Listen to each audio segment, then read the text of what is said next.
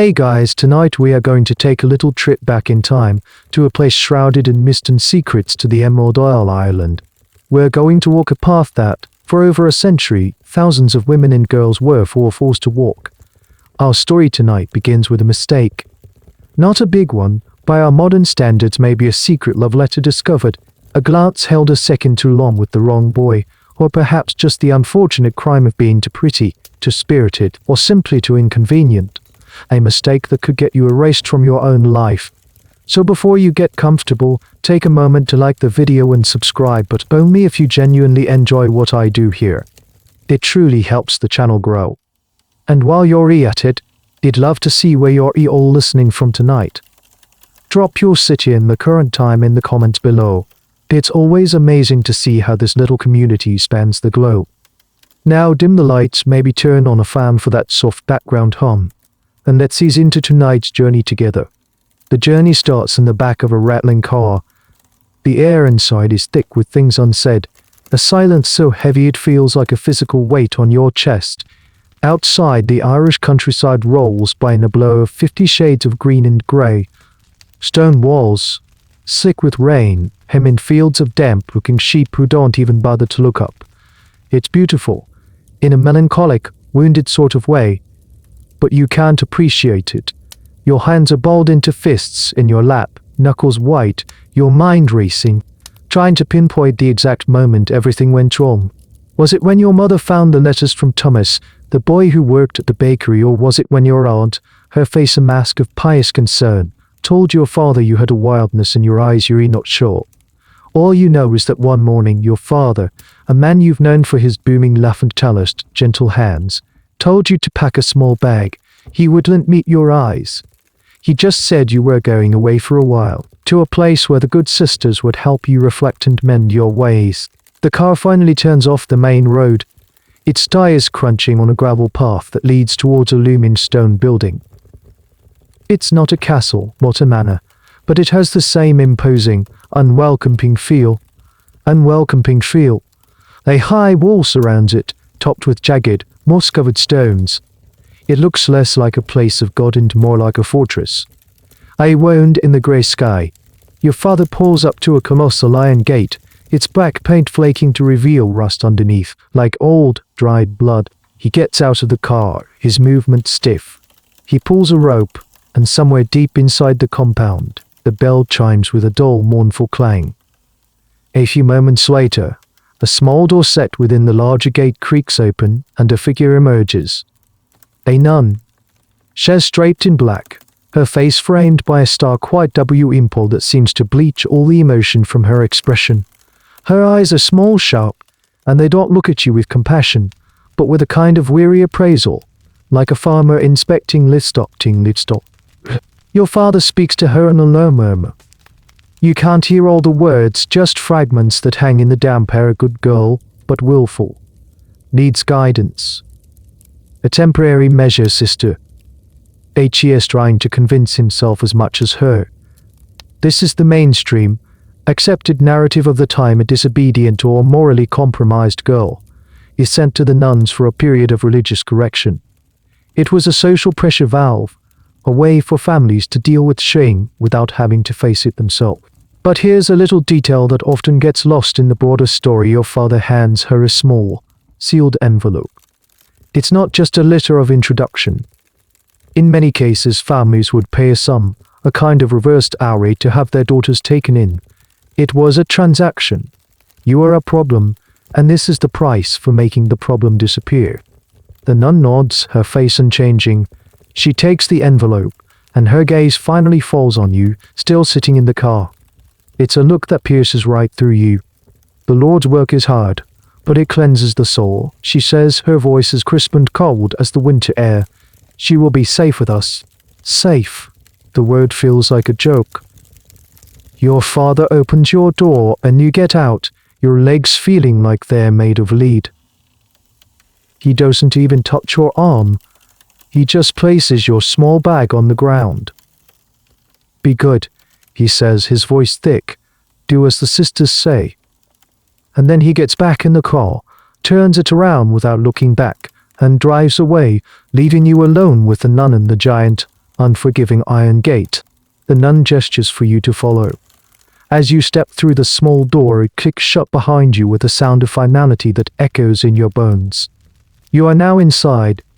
The air smells different here, a mix of boiled cabbage, damp stone, and an overpowering scent of industrial-strength soap. Whether the state explicitly sent over or simply looked the other way is a point historians still debate. Was it an official arm of the justice system, or a private arrangement society tacitly approved of to you? Standing there in the cold, cavernous entryway, the distinction doesn't matter. The result is the same. The gate is closed. Your old life is over. The nun who met you at the gate doesn't speak. She simply leads you down a long, stone corridor. The only sounds are the soft swish of her habit and the loud, clumsy echo of your own shoes on the flagstones. It feels like you're walking down the throat of some great stone beast that has just swallowed you whole. The air is still cold, and carries that same cloying scent of soap and sorrow. Each door you pass is identical heavy, dark wood with a small, barred window at the top. She stops at one of these doors and unlocks it with a large iron key. The room inside is small and spare. There's a heavy wooden desk, a single hard-backed chair, and a crucifix on the wall.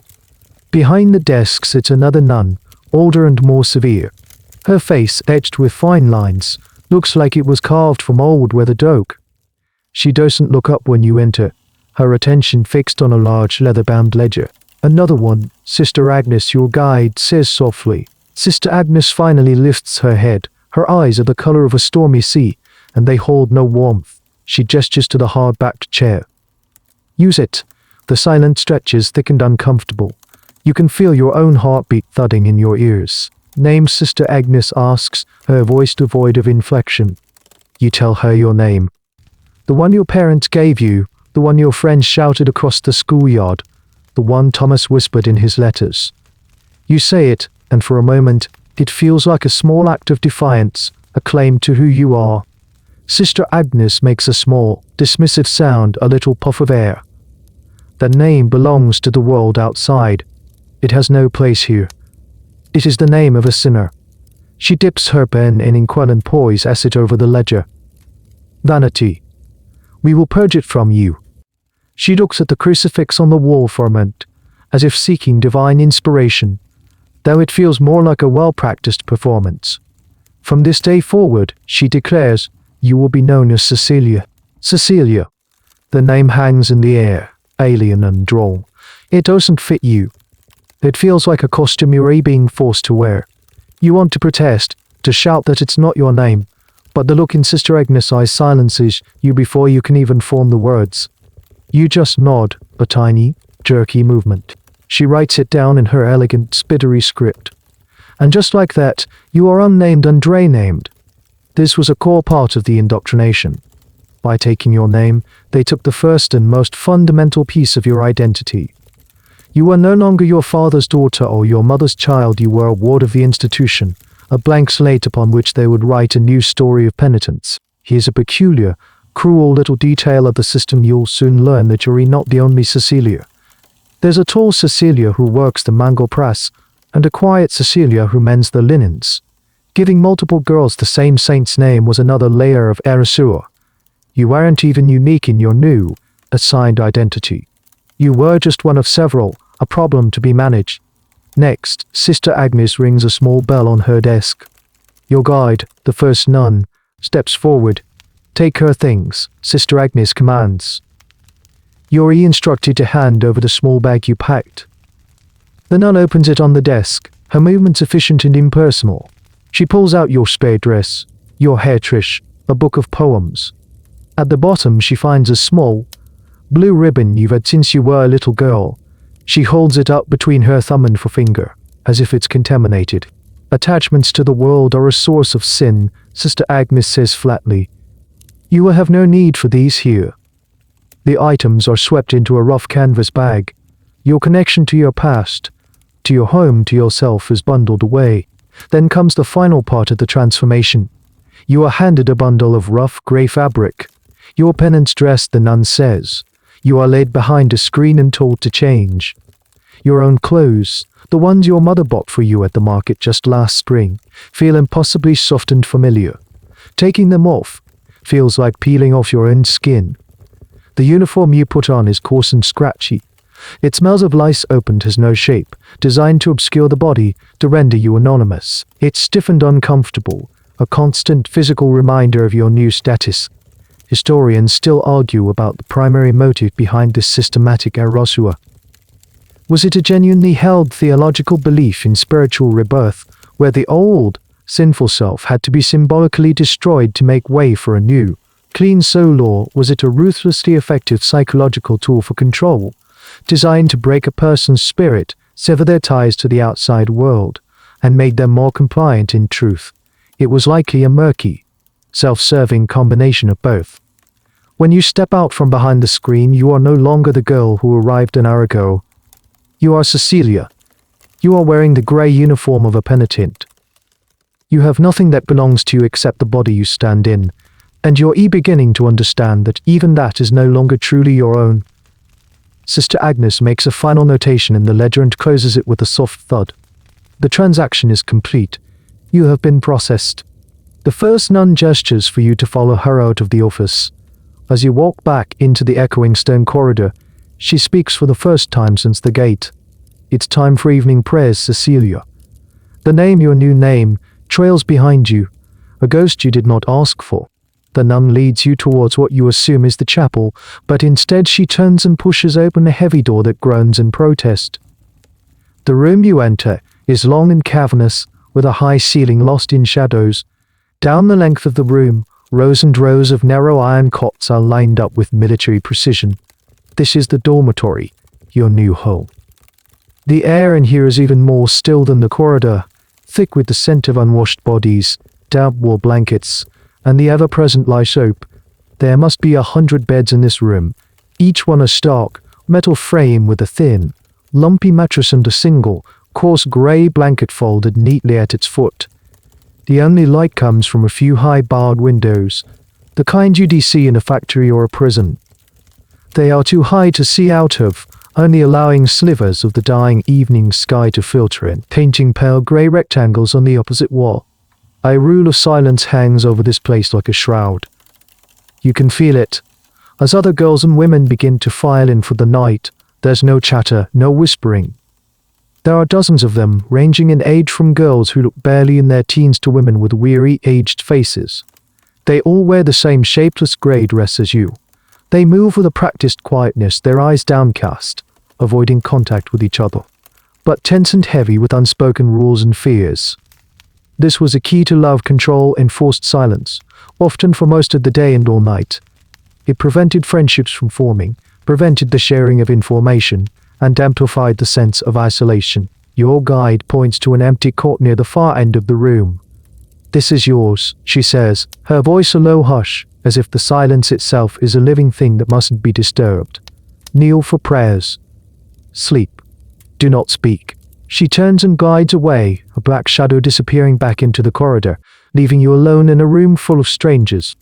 You walk to your assigned cot, your footsteps feeling an wingworm loud on the cold stone floor. You can feel eyes on you, quick, furtive glances from the other girls before they look away.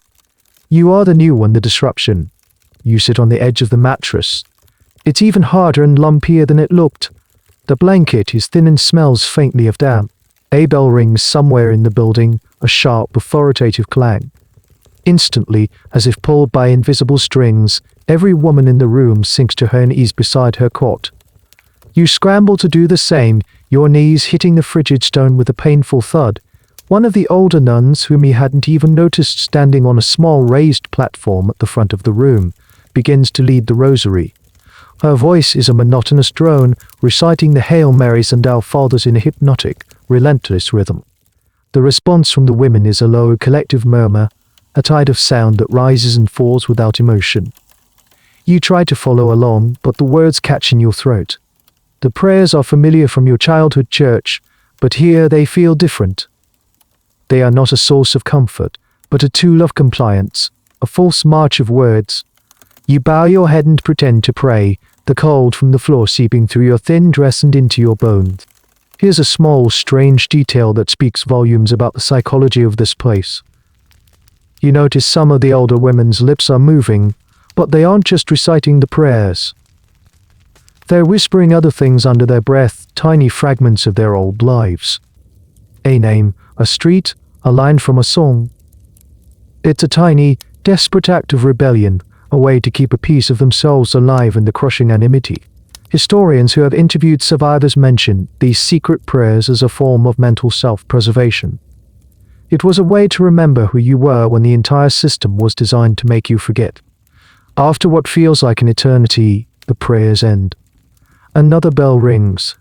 In unison, the women rise, fold back their blankets, and lie down on their cots, all in one fluid, practiced motion. They turn to face the wall, their backs to the center aisle. You follow suit, pulling the thin blanket up to your chin. It offers little warmth. The lights, which were never very bright to begin with, are extinguished, plunging the dormitory into near total darkness, broken only by the pale moonlight filtering through the high barred windows.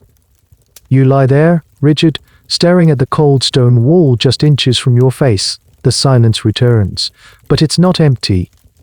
It's filled with the sounds of 100 other people trying to be silent, a stifled cough, the rustle of a blanket, a soft, choked-off sob from a few beds down. You wonder who is crying. Is she new like you, or has she been here for years? You wonder how many of the women in this room were brought here for the same crime as you. How many are unmarried mothers, their babies taken from them at birth? How many were just deemed promiscuous or a moral danger by a priest or a family member? The precise reasons for committal are one of the most debated aspects of the laundries. While some women were referred by the criminal justice system, many more were informal committal, less by families or clergy. The lines were deliberately blurred, creating a shadow system of incarceration without trial or sentence. You close your eyes, but sleep won't come. Every muscle in your body is tense. You think of your own bed at home, with its soft quilts and plump pillows. You think of your father driving away, of the finality in the sound of that iron gate. You are no longer a person. You are Cecilia. You are a penitent in a long, cold room full of silent, sleeping strangers. This is your first night.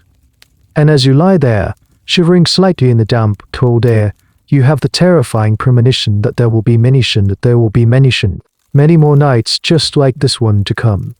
The world outside is still cloaked in a deep, pre-dawn darkness when a bell shatters the silence. It's not a gentle awakening, it's a jarring, metallic clang that seems to vibrate right through the thin mattress and into your bones. Around you, the dormitory rustles to life with a synchronized groan. There's no stretching, no yawning, no lingering in the warmth of a blanket. One moment there is stillness, the next, 100 grey-clad figures are on their feet, folding their blankets with sharp, practiced movements. You stumble out of your cot, your body stiffened sore from the cold and the hard bed. You mimic the women around you, folding your scratchy blanket into a neat rectangle. The morning routine is a flurry of silent, efficient activity. Prayers on your knees beside the cot, the words a hollow drone in the cold air. Then, a line-up for the washroom. It's a long trough-like sink with a row of brass taps spouting only cold water. There are no mirrors. Mirrors encourage vanity. You will be told later. You splash the icy water on your face, the shock of it fully waking you up. You have 2 minutes, timed by a nun standing watch at the door before your ECHIV ride out to make way for the next group. Breakfast is in a cavernous refectory. It consists of a bowl of watery porridge, or stirabout, as they call it, and a mug of weak, lukewarm tea. You sit on a long wooden bench, shoulder to shoulder with other girls. The rule of silence is absolute here. The only sound is the scrape of spoons against bowls. You eat quickly, not because you're hungry, the lumpy porridge is tasteless and sticks to the roof of your mouth, but because you sense that dawdling is not tolerated. And then it's time for work.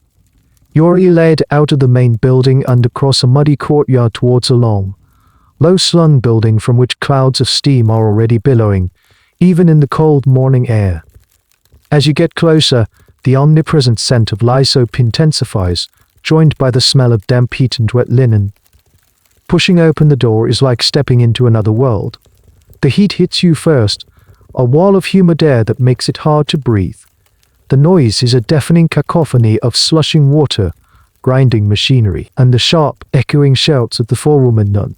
This is the laundry. It's a vision of a bleak, industrial hell. The vast, stone-floored room is filled with enormous vats, some wooden, some metal, all belching steam. Women, their faces red and slick with sweat, their arms submerged to the elbows in steaming, sudsy water, scrub relentlessly at soiled linens. Their movements are rhythmic, tireless, born of endless repetition. You are assigned to a wash tub. A mountain of dirty laundry is dumped on the floor beside you. Sheets, towels, tablecloths, shirts all stained and foul-smelling. The devil finds work for idle hands. Cecilia. A sharp voice cuts through the din. It's one of the senior nuns, her face grim. Cleanliness is next to godlines. You will wash away your sins with the sweat of your brow.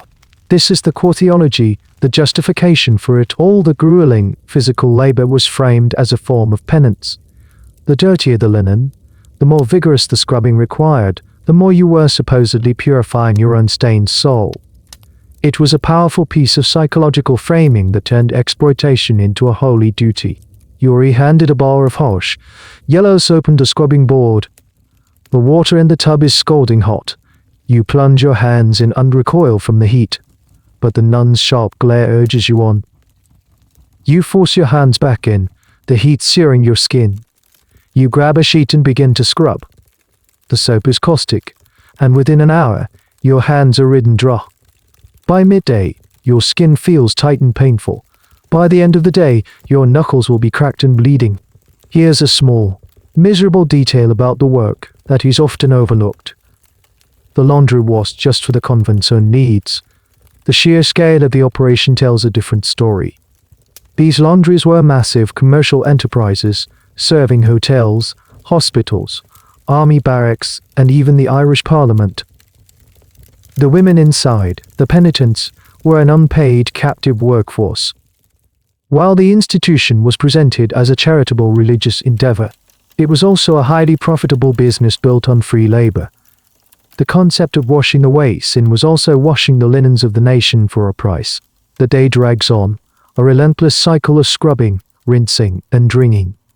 Your back aches from bending over the tub. Your arms feel like lead.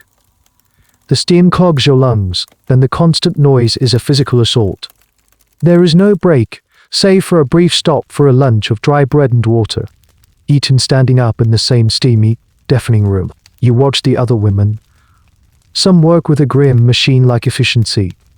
Others have a look of blank resignation on their faces, their bodies moving on autopilot, while their minds seem to be somewhere else entirely. You see a girl not much older than you get clumsy with fatigue and splash hot, soapy water on the floor. The forewoman nun is on her in an instant, her voice a sharp crack in the din. The punishment is swift and simple. The girl's meager bread ration for lunch is forfeit. You learn a valuable lesson: exhaustion is no excuse. Historians and sociologists still debate the extent to which this labor was punitive versus profitable. Was the suffering the point, or was it just a convenient byproduct of a lucrative business model? The truth, as is often the case, is likely a tangled mess of both. For the nuns running the facility, it was possible to believe they were doing God's work by saving souls through hard labor, while also ensuring the convent remained financially solvent and powerful. As evening approaches, another bell signals the end of the workday. You can barely straighten your back. Your hands are on fire, a mass of red, puckered skin that you barely recognize as your own. You stumble back to the main building, your ears ringing in the sudden quiet.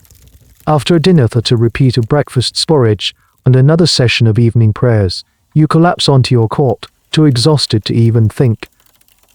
You have been baptized in steam and soap, initiated into the endless, punishing ritual of the laundry. This is your life now, and tomorrow you will wake up in the dark and do it all over again.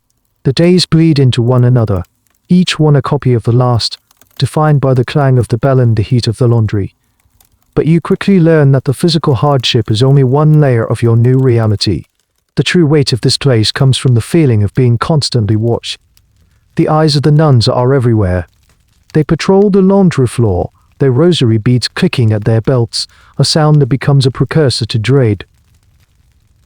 They stand on raised platforms in the refectory, scanning the rows of silent, beating girls. They glide through the dormitory at night, their soft-soled shoes making no sound on the stone, sometimes shining a lantern on a sleeping face for no discernible reason. It's a system of total surveillance that creates a suffocating atmosphere of paranoia. You start to police your own thoughts, your own expressions, for fear of being singled out. The goal is to internalize the watcher.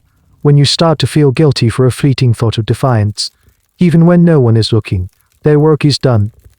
This is the central pillar of the Magdalene system control, not just through physical walls and rules, but through the colonization of your own mind. One afternoon in the laundry, you pause for a brief second to stretch your aching back. A shadow falls over you.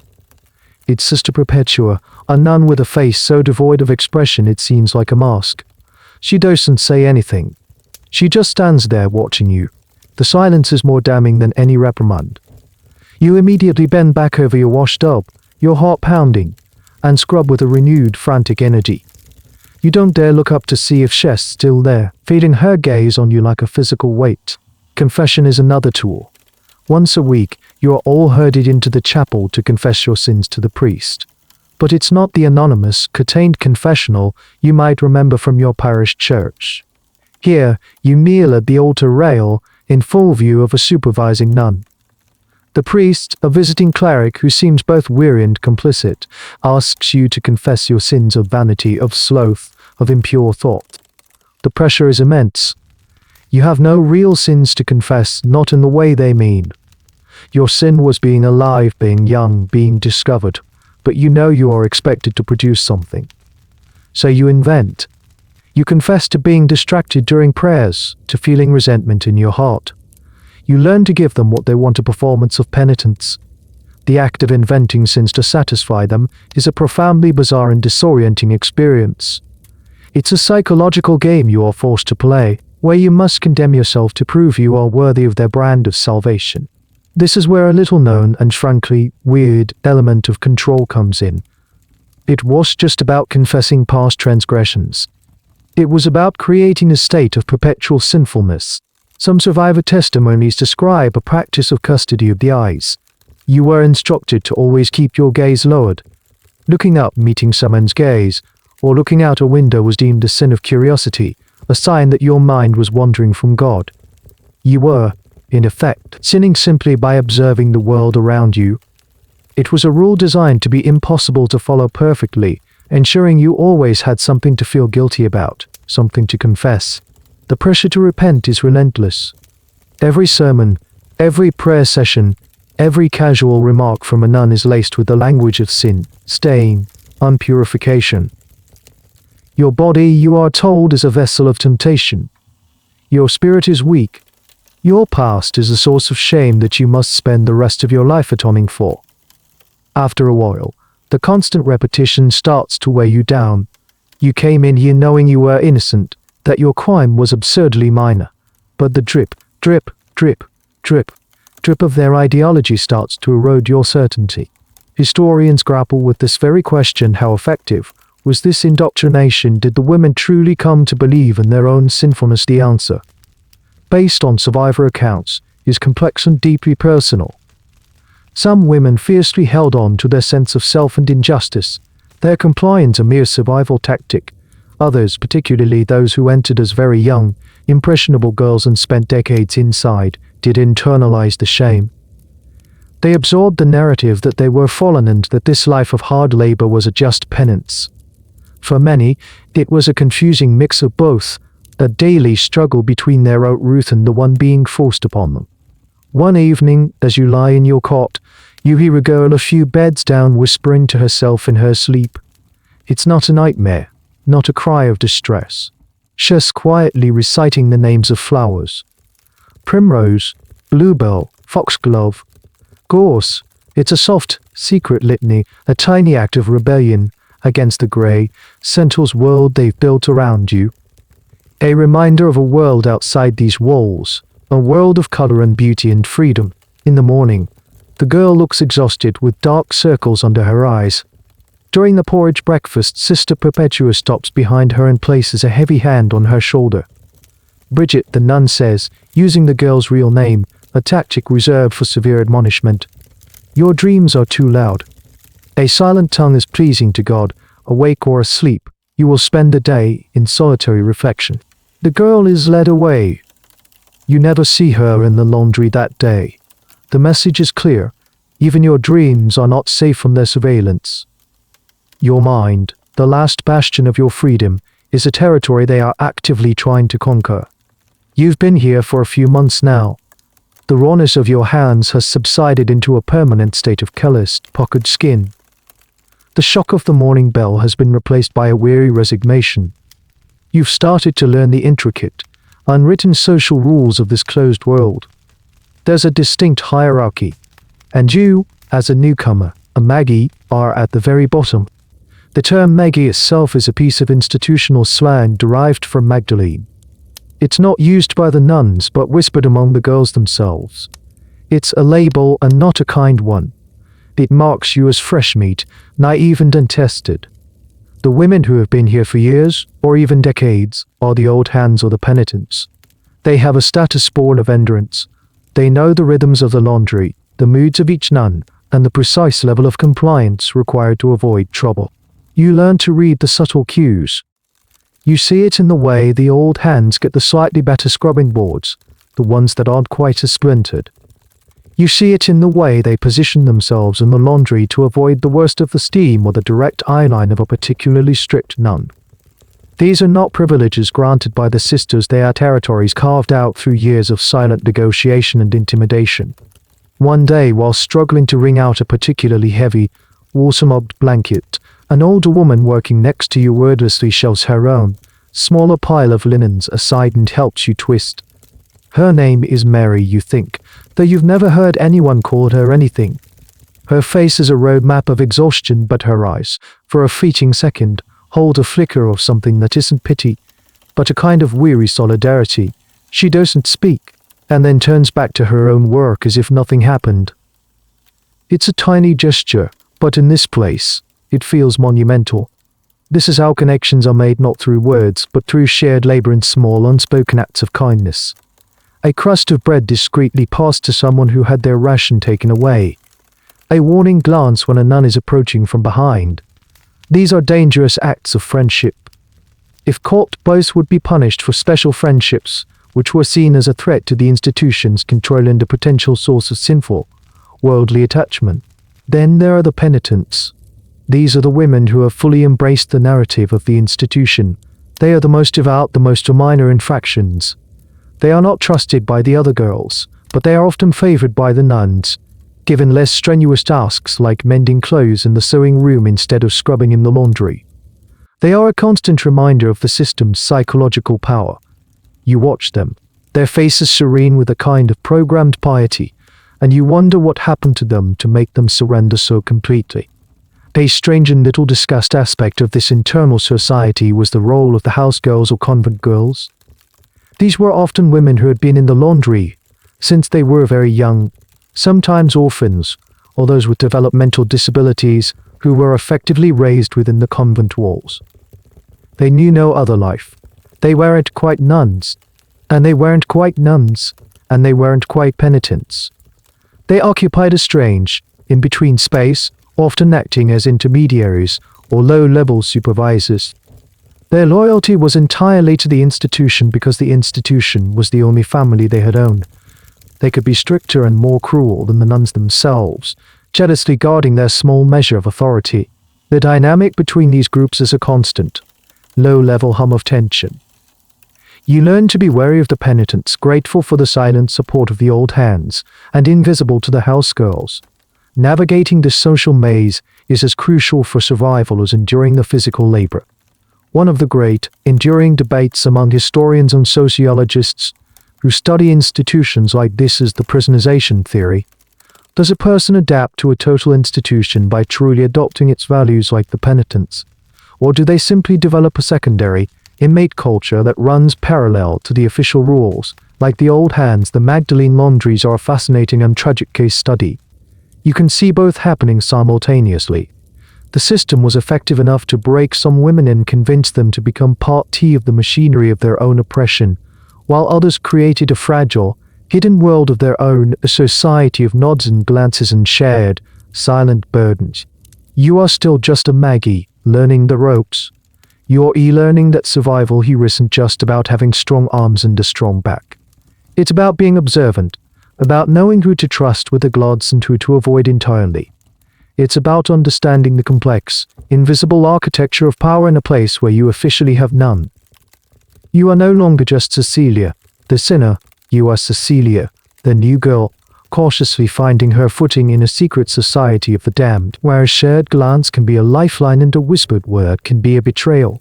A few times a week, a large, unmarked truck rumbles into the courtyard. Its arrival is one of the few unscheduled events that breaks the monotony of the day. From your place in the laundry, you can see men, civilians, unloading enormous wicker baskets and canvas sacks overflowing with dirty linen.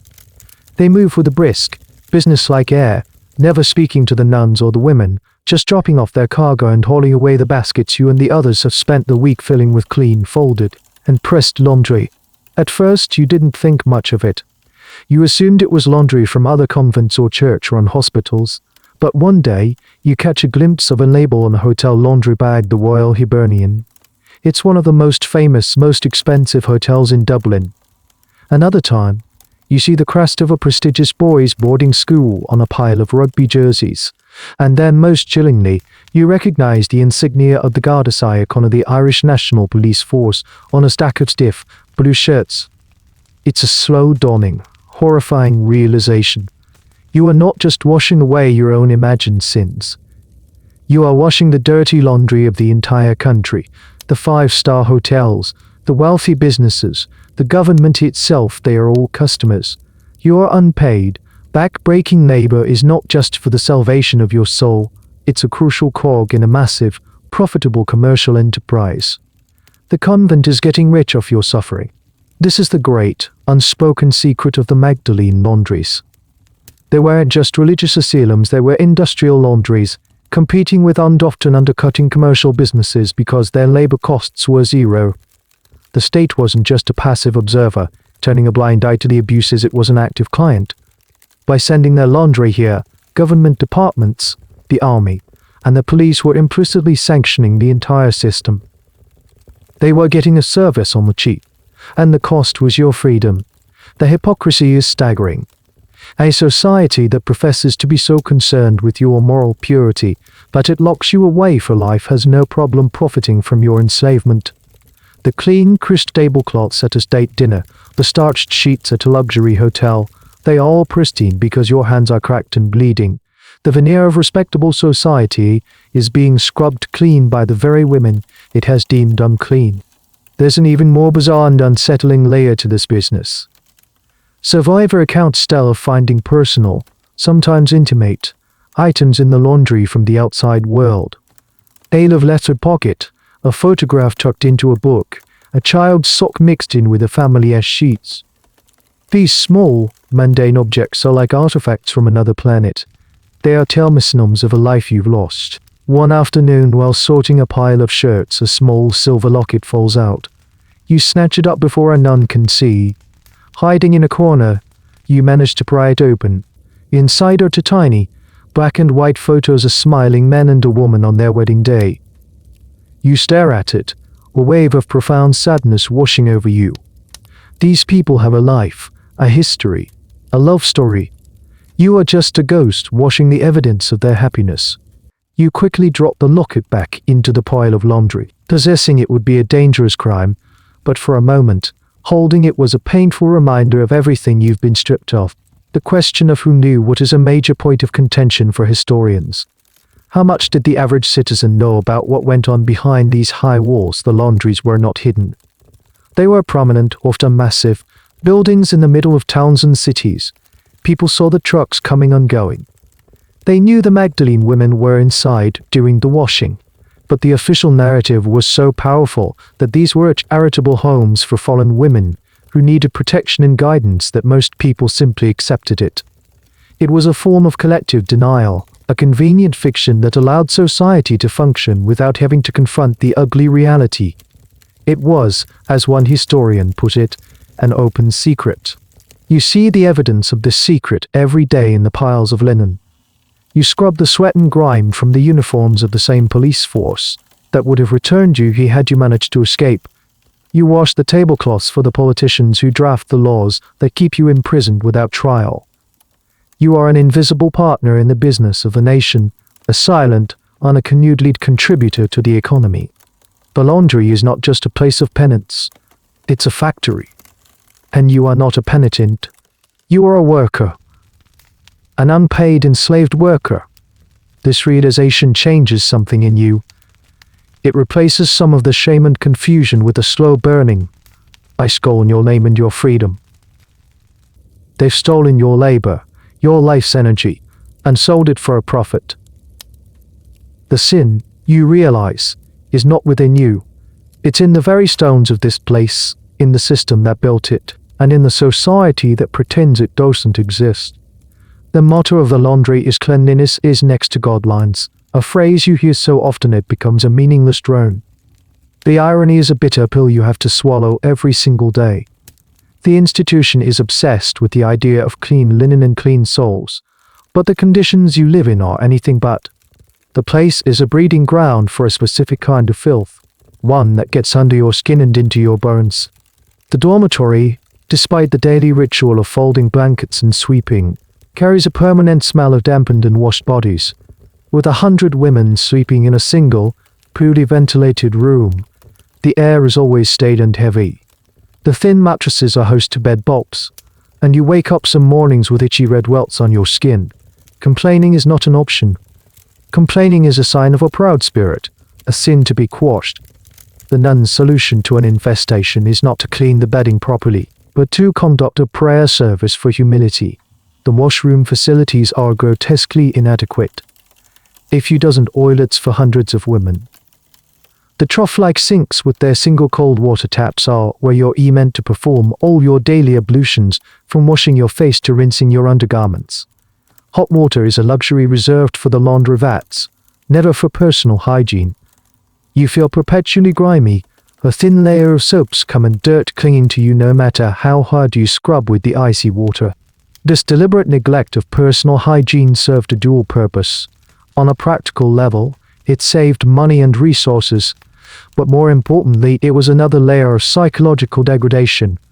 By keeping you in a state of low-level squalor, the system constantly reinforced the idea that you were, in fact, uncreated the conditions to make it true. Your physical state was meant to mirror your supposed spiritual state. The food is another source of misery. The stir-about porridge in the morning, the watery soup and dry bread at midday, another round of stir-about for dinner. It's a diet designed for bare subsistence, not nutrition. The lack of fresh fruit or vegetables means your body is constantly craving vitamins it never receives. Your gums sometimes feel tender, and small cuts on your hands take an agonizingly long time to heal. You are always tired, a deep, cellular exhaustion that no amount of sleep can fix. Malnourishment is simply a fact of life, a constant, gnawing emptiness in the pit of your stomach. And here's a truly bizarre and cruel little detail about the squalor. The laundry itself, the source of all the convent's income, was often a hotbed of disease. The steam and heat were perfect for germs to thrive. You'd be handling linens from hospitals, stained with who knows what, with no protective gloves, your hands often covered in open sores from the caustic soap. Respiratory illnesses were rampant. The constant dampness gave you a cough that never quite went away, a laundry cough that echoed through the dormitory at night. If you got sick, proper medical care was rare. There was an infirmary, but it was usually reserved for those on the brink of collapse. The common belief, promoted by the nuns, was that sickness was a form of spiritual trial. It was a test from God or a punishment for some hidden sin. The remedy was prayer and endurance. You were expected to work through fevers, through coughs, through pain. To stop working was to give in to weakness, to fail the test. The question of whether this neglect was intentional or simply a byproduct of institutional callousness is one historians still examine. Some survivor accounts suggest a deliberate withholding of medical care as a form of punishment. Others paint a picture of profound, systemic ignorance, where the nuns, many of whom were uneducated themselves, genuinely believed that prayer was a more effective cure than medicine. Regardless of the motive, the result was the same: immense and preventable suffering. You learn to hide your illnesses. You work with a pounding headache. You stifle your coughs. You ignore the dizzy spells from hunger and exhaustion. You see other girls do the same. You see a girl faint at her washtub, only to be revived with a splash of cold water and sternly told to get back to work. You see the sallow skin, the dark circles under the eyes, the slow, shuffling walk of women whose bodies are breaking down. The contrast is stark and maddening. You spend 12 hours a day, 6 days a week, scrubbing stains out of other people's clothes, creating pristine, sanitized linens that are sent back out into the clean, respectable world. And then you return to your own life of institutional grime, eating tasteless slop from a tin bowl and sleeping in a bug-infested bed. You are the engine of cleanliness for an entire society, yet you are denied the basic dignity of being clean yourself. The guidelines they preach feels very, very far away. Food is not just sustenance in this place, it's a language. It's a tool of control, a reward, a punishment, and a constant, visceral reminder of your lowly status. The daily menu is a monotonous trinity: watery porridge, thin soup, and dog-dry bread. It's a diet that fills the belly just enough to keep you working but leaves you in a perpetual state of dull, aching hunger. The refectory, where you take your meals, is a place of absolute silence and rigid ritual. You file in, take your assigned seat on the long, splintery bench and wait. No one touches their bowl until the supervising nun on the dais has said grace, her voice echoing in the cavernous room. Then, and only then, does the scrape of spoons begin. You eat quickly, with your eyes downcast. The porridge is often lumpy and unslatted, the soup just greasy water with a few sad-looking vegetables floating in it. But it's all you have. You learn to eat it without complaint, to scrape every last drop from your bowl, because you know the gnawing emptiness that will follow if you don't. Punishment is often delivered at the dinner table. If you were deemed to be slow in the laundry, or if a nun thought she saw a look of insolence on your face, your bread ration would be taken away. Sometimes, for a more serious offense, you would be made to kneel on the stone floor in the center of the refectory for the entire duration of the meal, forced to watch the others eat. It was a primal, humiliating form of punishment, designed to isolate you and amplify your hunger. But the system also had its rewards, paltry as they were. On a major saint's day or at Christmas, there might be a small piece of boiled bacon in the soup, or a spoonful of jam with your bread. These tiny additions were treated with an almost religious reverence. You would savor every mouthful, making it last as long as possible. The nuns presented these treats as great acts of charity, evidence of their kindness and generosity. It was a way of keeping you in a state of infantile gratitude, thankful for the smallest crumbs from their table. This manipulation of food created a strange and distorted relationship with it. You were obsessed with it because you were so deprived of it. A recurring fantasy among the girls was of escape, which seemed impossible, but of food. You would lie in your cot at night and imagine, in vivid detail, eating a hot, buttery potato or a thick slice of apple tart. These food daydreams were a small, secret comfort, a way to momentarily escape the reality of your rumbling stomach. Here's a peculiar and little-known detail that highlights the transcational nature of even this basic necessity. Some laundries allowed families to send in food parcels for their daughters. However, these parcels were never given directly to the intended recipient. They were confiscated by the nuns and added to the convent's general stores. The family was placated, believing they were providing for their child, while the institution benefited. On rare occasions, a nun might give a girl a single biscuit from her own family's parcel, holding it out as a special reward for good behavior. The cruelty of this is breathtaking. Your own family's love, packaged and sent to you, was being used as another tool to control you.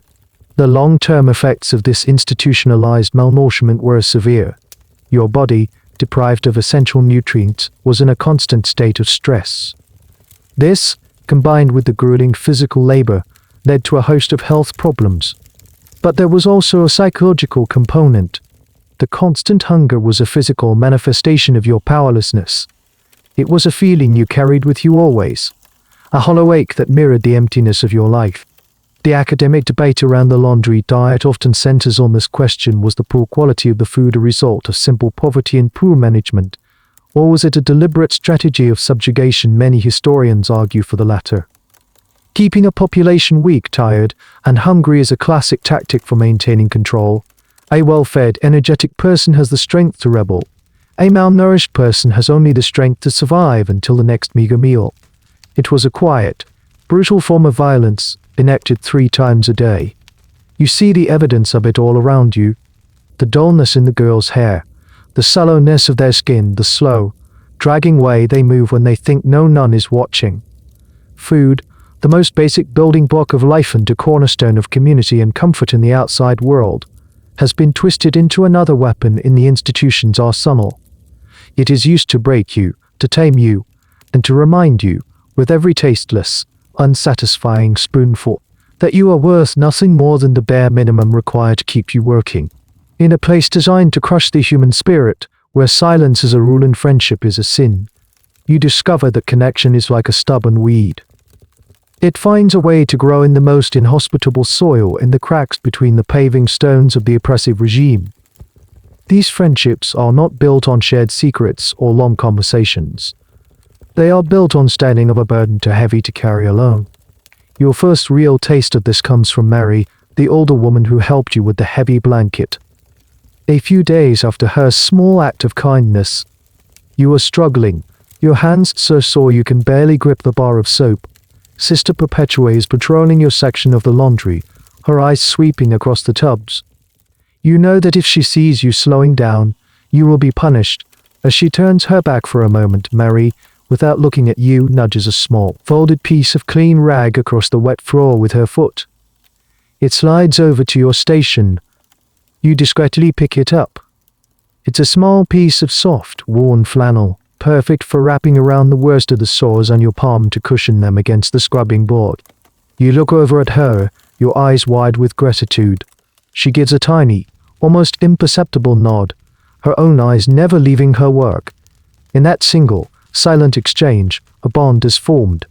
None words were spoken. None were needed.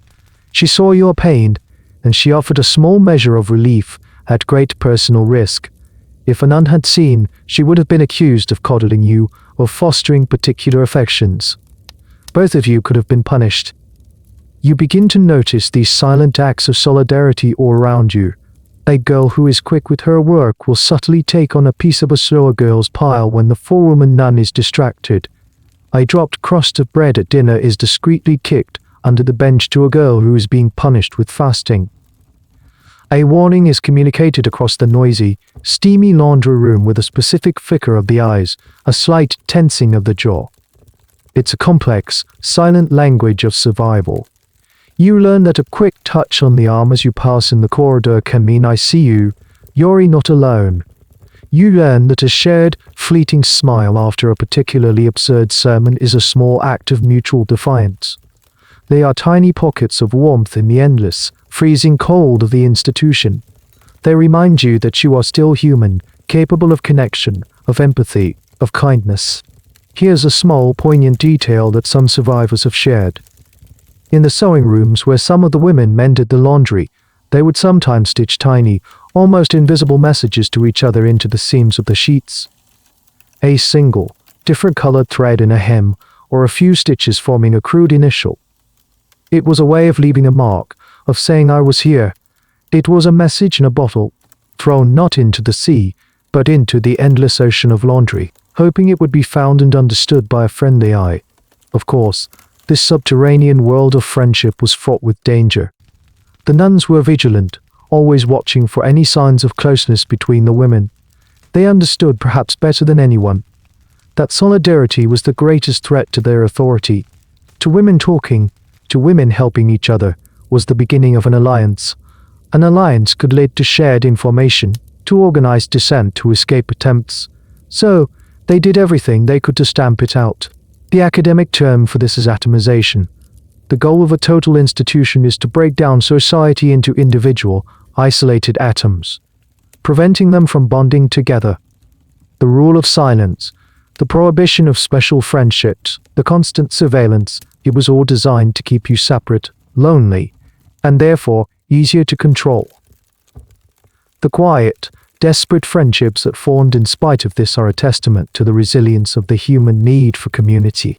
You begin to form a quiet, unspoken alliance with Mary and a few other women who work near you. You watch each other's backs. You share the burden of the work when you can. You communicate through a shared, weary glance that says, I know, this is hell, but we are in it together.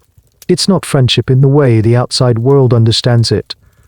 You don't know Mary's story, where she comes from or why she's here. You don't know her favorite color or her mother's name. And she doesn't know yours. To know these things would be a liability, a secret that could be beaten out of you. Your bond is something more elemental, forged in the crucible of shared suffering. It is a fragile, precious thing, a tiny flame you all protect from the constant, howling wind of the institution. It doesn't make the work any less painful or the hunger any less sharp, but it makes it bearable. It's the quiet, fierce, and unbreakable knowledge that you are not entirely alone. Time begins to warp. In the outside world, time is marked by weekends, holidays, birthdays, changing seasons. It has a rhythm, a shape. In here, time is a flat, grey, featureless expanse, punctuated only by the ringing of bells. The days are identical, the weeks are identical, the months are identical, the months are identical. You lose track. Is it Tuesday or Friday? Is it April or May? The questions become meaningless, because every day holds the same routine bell. Pray, porridge, laundry. Pray, pray, pray, porridge, porridge, porridge. Pray, bells, sleep. The only calendar you have is the liturgical one. You know it's Easter because you get a sliver of boiled egg with your bread. You know it's Christmas because the nuns sing different hymns and there might be a sprig of holly on the refectory windowsill.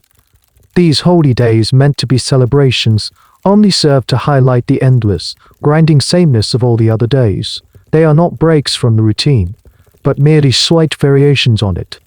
You try to keep track of your own personal calendar in your head. You mark the passing of your birthday, a silent, internal acknowledgement that no one else shares. You are a year older, but nothing has changed. You try to remember the date you arrived, to count the weeks, then the months.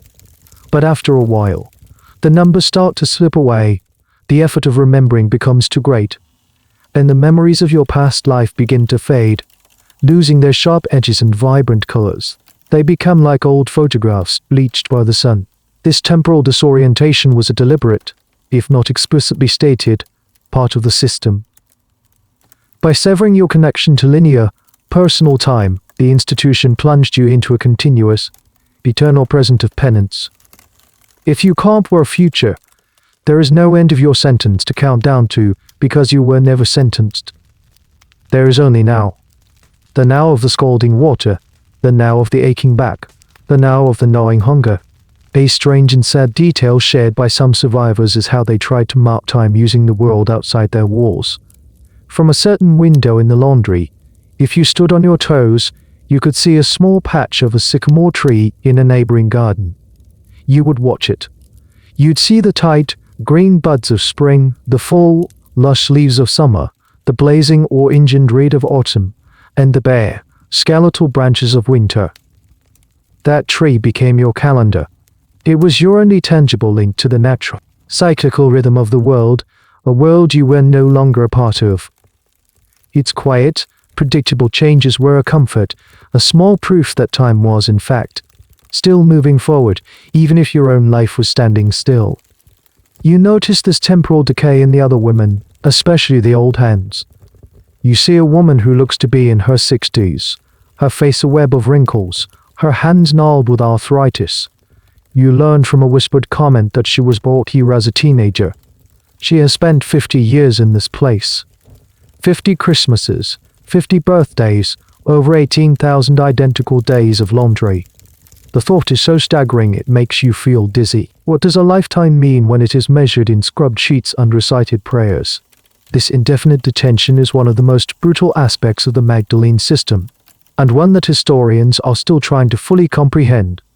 Because most women were not committed through the official justice system, there was no release date.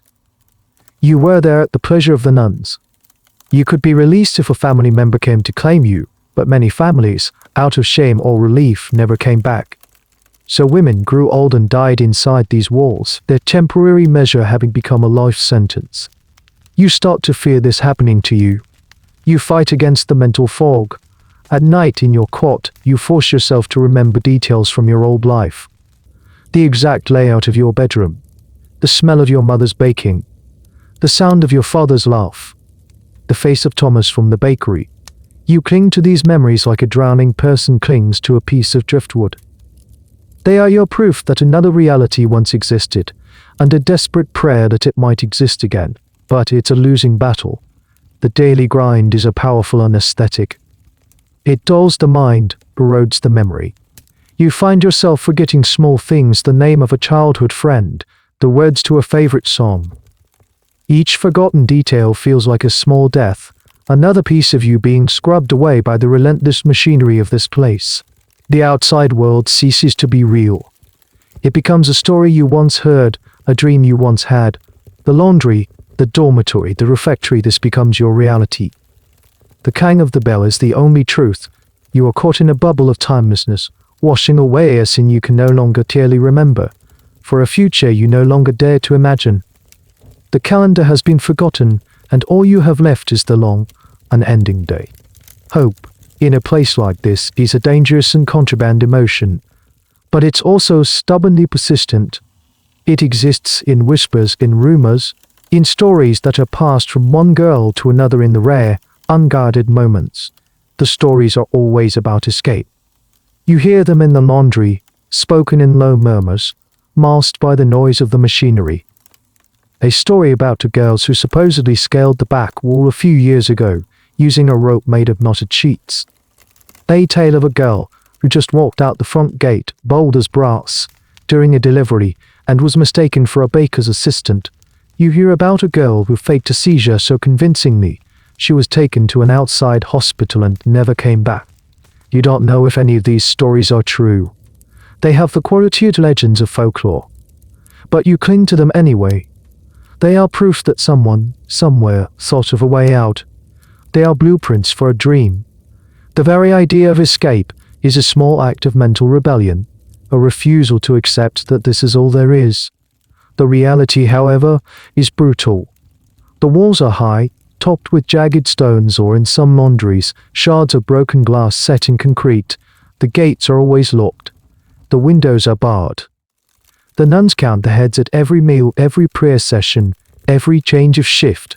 This is a prison designed with an expert understanding of security. And then there is the question: escape to where you have no money, no identity papers. The uniform you wear marks you instantly as a Maggie. Where would you go? Who would help you? The sad, chilling truth is that the outside world was often as much a prison as the inside. Society was complicit. If you were caught, the police would bring you right back to the convent gates. A local farmer, seeing a girl in a grey dress running across his fields, would be more likely to call the priest than to offer help. Your own family, who put you here to solve a problem of shame, would almost certainly send you back. Despite the impossible odds, attempts were made. They were rare, desperate, and almost always ended in failure, and the consequences were severe. One morning you wake up to a commotion. A bed in the dormitory is empty. The whispers fly. A girl named Kathleen, a quiet girl who mostly kept to herself, is gone. The nuns are frantic, their usual cold composure replaced by a sharp, angry panic. A search is organized. For a few hours, or wild, thrilling hoping nights in the laundry. Maybe she made it, but by midday, she is brought back. Two burly civic guards march her through the courtyard, her arms held tightly. Her face is bruised, her dress is torn and muddy. She doesn't look defiant or defeated, just empty. She had managed to get over the wall, but was found by a milkman on the road at dawn and reported immediately. Her punishment is a public spectacle, designed as a warning to all of you. In the center of the courtyard, in front of the entire assembly of women, her hair is crudely hacked off with cheap shears by one of the senior nuns. Hair, a symbol of vanity and womanhood, is shorn away. It's an act of ultimate humiliation. Then, she is taken to the reflection cells. These cells are a part of the laundry's architecture that is rarely spoken of but universally feared. They are, essentially, solitary confinement. A tiny, windowless room sometimes in the basement with nothing but a stone floor and a bucket. Kathleen is locked in there for a week, on a diet of bread and water. When she is finally returned to the dormitory, she is a ghost. She is thinner, paler, and the light in her eyes is gone. She never speaks above a whisper again. This practice of public humiliation is a key historical feature of these institutions. But here's a lesser-known, psychological twist to the punishment. Some survivor testimonies recall that after a failed escape, the girl would not only be punished physically, but also spiritually. She would be forced to make a public confession in the chapel, not of her desire for freedom, but of her ingratitude to the nuns for their care and her prideful spirit that led her astray. It was a form of psychological torture, forcing the victim to adopt the language of her oppressors and condemn her own innate human desire for liberty. The debate among historians continues were these punishments rooted in a genuine, albeit twisted, religious belief in breaking a sinner's pride, or were they simply about maintaining order through terror? The answer is likely both. The nuns could justify their cruelty to themselves and others by cloaking it in the language of spiritual correction. After Kathleen's failed attempt, the atmosphere in the laundry grows heavier.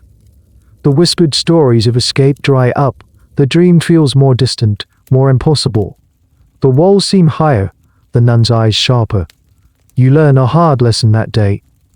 Hope may be a persistent weed, but the gardeners of this place are vigilant, and their shoes are vigilant, and their shears are very, very sharp.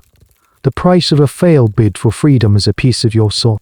You've often wondered how a place like this can exist. How can hundreds of institutions across the country operate for more than a century, imprisoning thousands of women without trial, without sentence, and without any real oversight? As you spend more time inside, you start to understand the invisible architecture that holds it all up. It's not just the high walls and the locked gates. It's a silent, convenient agreement between the church and the state. The church provides the moral justification. It frames the laundry not as a prison or a workhouse, but as a sanctuary, a place of refuge for fallen women. It's an act of charity, of spiritual rescue. This narrative is powerful in a devoutly Catholic country like Ireland. It allows society to look at these imposing buildings and see not a place of punishment, but a place of salvation. The nuns are not jailers, they are selfless servants of God, caring for the society's most vulnerable and wayward souls. The state, in turn, provides the passive, and sometimes active, support. It looks the other way. It doesn't ask difficult questions. It doesn't demand inspections or regulations. Why would it? The laundries are solving a problem for the state. They are taking troublesome women off the streets and married mothers, who might otherwise be a burden on social services, petty criminals, women with mental health issues, or simply those who don't fit into the rigid social order. The laundries are a shadow penal system and a shadow welfare system, all rolled into one, and it costs the government almost nothing. This unwritten pact is the bedrock of the entire system. You see evidence of it everywhere. You see it in the Garda uniforms you wash, a clear sign of a working relationship. You hear whispers that some of the women here were sent not by their families, but by a judge as an alternative to a formal prison sentence. It's a convenient way to make a problem disappear from the official records. One day, a car pulls into the courtyard. It's not the usual delivery truck.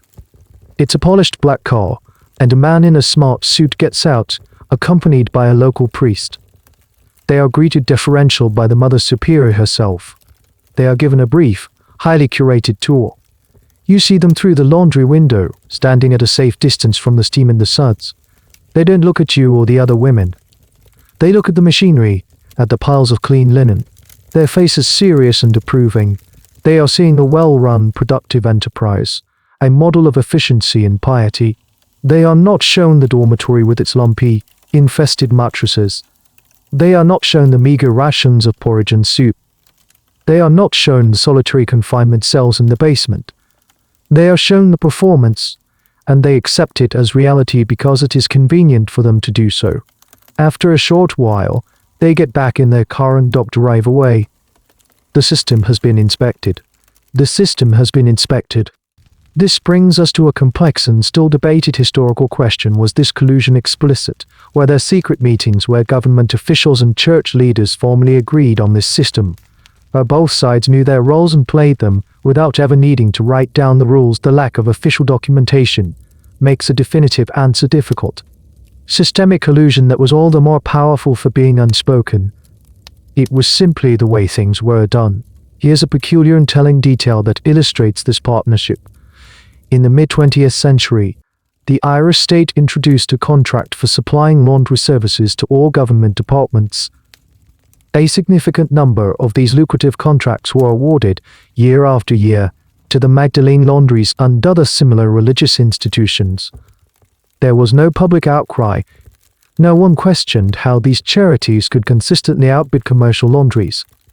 The answer was obvious: their labor was free. The state was, in effect, knowingly subsidizing its own shadow prison system. It was a closed loop of exploitation, blessed by both the crucifix and the harp. You realize that escaping is not just about getting over a wall. It's about trying to leave a system that has no outside. The church, the state, the police, the community, they are all bricks in the same wall. You are trapped not just by stone undying, but by a powerful, society-wide agreement that your freedom is less important than preserving the social order and a very particular, very rigid definition of morality. This understanding is profoundly disheartening. It makes you feel incredibly small and powerless. You are not fighting against a few cruel nuns. You are fighting against the entire structure of the world you were born into. The laundry isn't just a building. It's a microcosm of the whole country, a place where sin is a business, piety is a weapon, and the silence of the powerful is the chains that bind you. The physical labor is brutal. The hunger is constant. But the most insidious part of this existence is the slow, creeping rot of the mind. The system is designed not just to confine your body, but to break your spirit, and it's most effective to live shame. From the moment you arrived, you were labeled a sinner. Every prayer, every punishment is a reinforcement of that single, damning idea: you are here because you are bad. You are flawed. You are stained. At first, you resist it. You hold on to your own truth that you were a young girl who fell in love, or who was simply in the wrong place at the wrong time. Your sin was a human one, a mistake, not a mark of intrinsic evil. But the daily onslaught of guilt is like water dripping on a stone. Over time it starts to weigh you down. You find yourself flinching when a nun looks at you, even if you've done nothing wrong. You start to mumble your prayers with a little more fervor, a desperate hope that if you perform the role of the penitent well enough, you will feel a moment's peace. You start to scrutinize your own thoughts, hunting for the impure or prideful ones they are always warning you about. The warden is no longer just a nun patrolling the laundry. The warden is a voice inside your own head.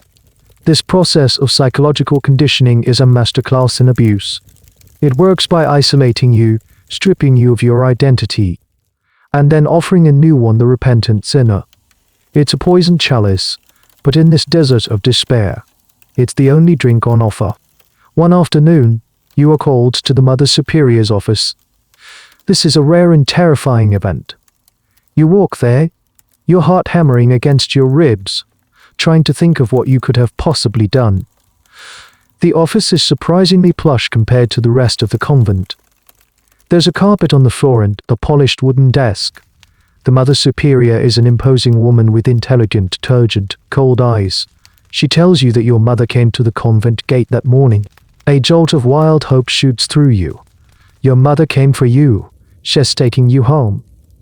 But the Mother Superior continues, her voice calm and measured. She did not ask to see you. She wanted you to have this. She pushes a small brown paper package across the desk. She said to tell you that she prays for your soul every night. You are dismissed. You walk back to the laundry in a daze, your legs unsteady. You open the package. Inside is a new rosary and a small, devotional card with a picture of Saint Maria Goretti, the patron saint of purity and forgiveness. There is no letter, no personal note, just a religious artifact and a second-hand message of prayer. The meaning is clear. Your mother is not coming to save you. She has accepted that you are a fallen soul in need of prayer, not a daughter in need of help. The betrayal is so profound it leaves you breathless. It's one thing to be imprisoned by strangers, it's another to be abandoned by your own family, to have them endorse the judgment of your captors. This is the moment the shame truly begins to take root. If your own mother believes you are a sinner who belongs here, then maybe it's true. The small, defiant flame of your innocence, the one you had been so carefully nurturing, flickers and almost dies.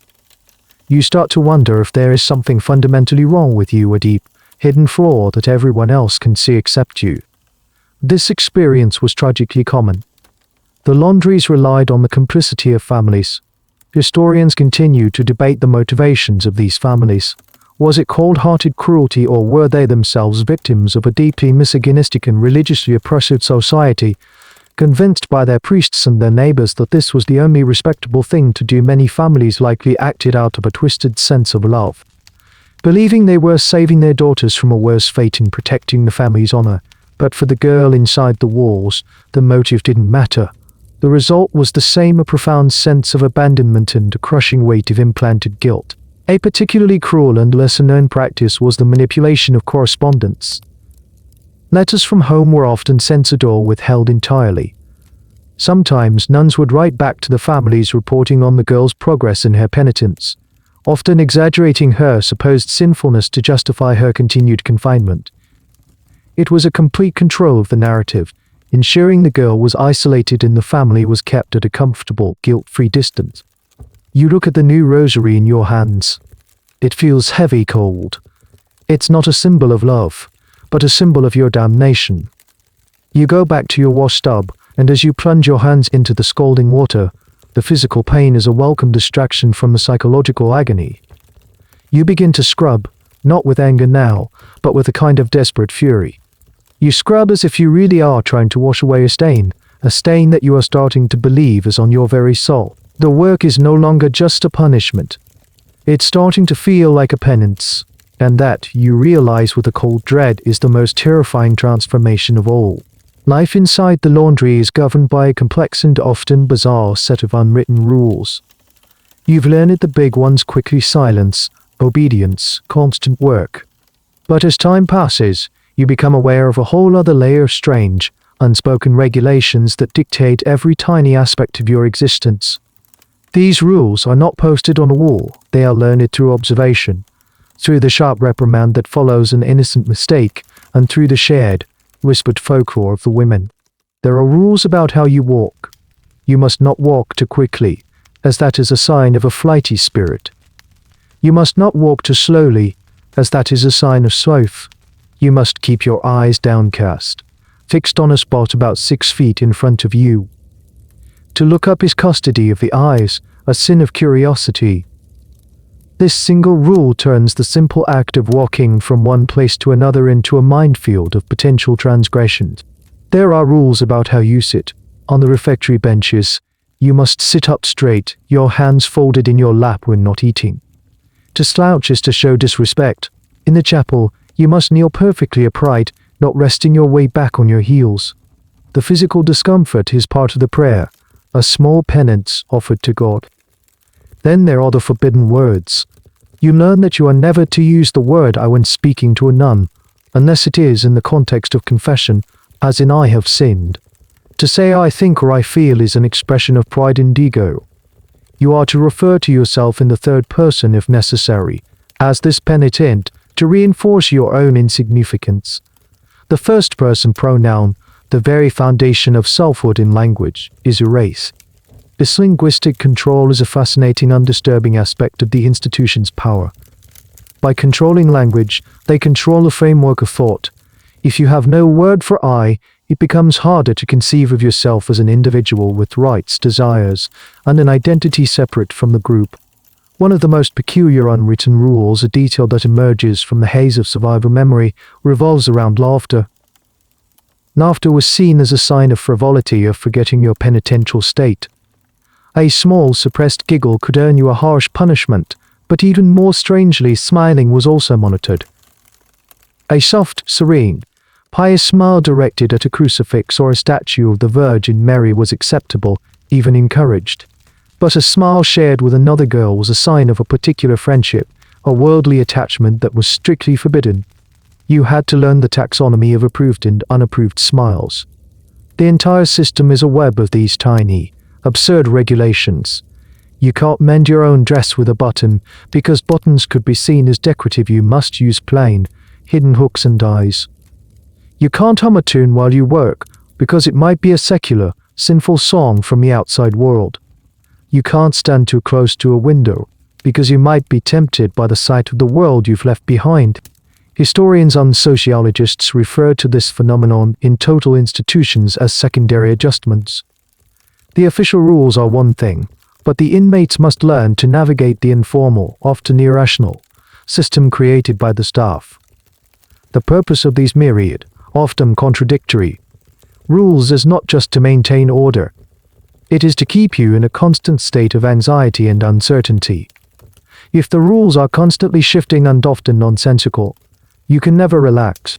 You are always at risk of breaking a rule you didn't even know existed. This manufactured confusion is a powerful tool for preventing organized resistance. How can you fight a system whose rules you don't fully understand? You learn these rules the hard way. One day you find a small, four-leaf clover growing in a crack in the courtyard stones. A tiny, miraculous splash of green in the grey world. Delighted by this small, secret treasure, you tuck it into the pocket of your dress. Later, a nun, searching you for no apparent reason, finds it. She holds it up as if it were a venomous spider. You are accused of superstition and paganism, of putting your faith in worldly luck instead of in God's providence. Your punishment is to spend the evening scrubbing the chapel floor with a small, stiff brush while reciting prayers for a pure heart. You learn your lesson. There is no luck here. There is no beauty. There is only the prescribed order of things.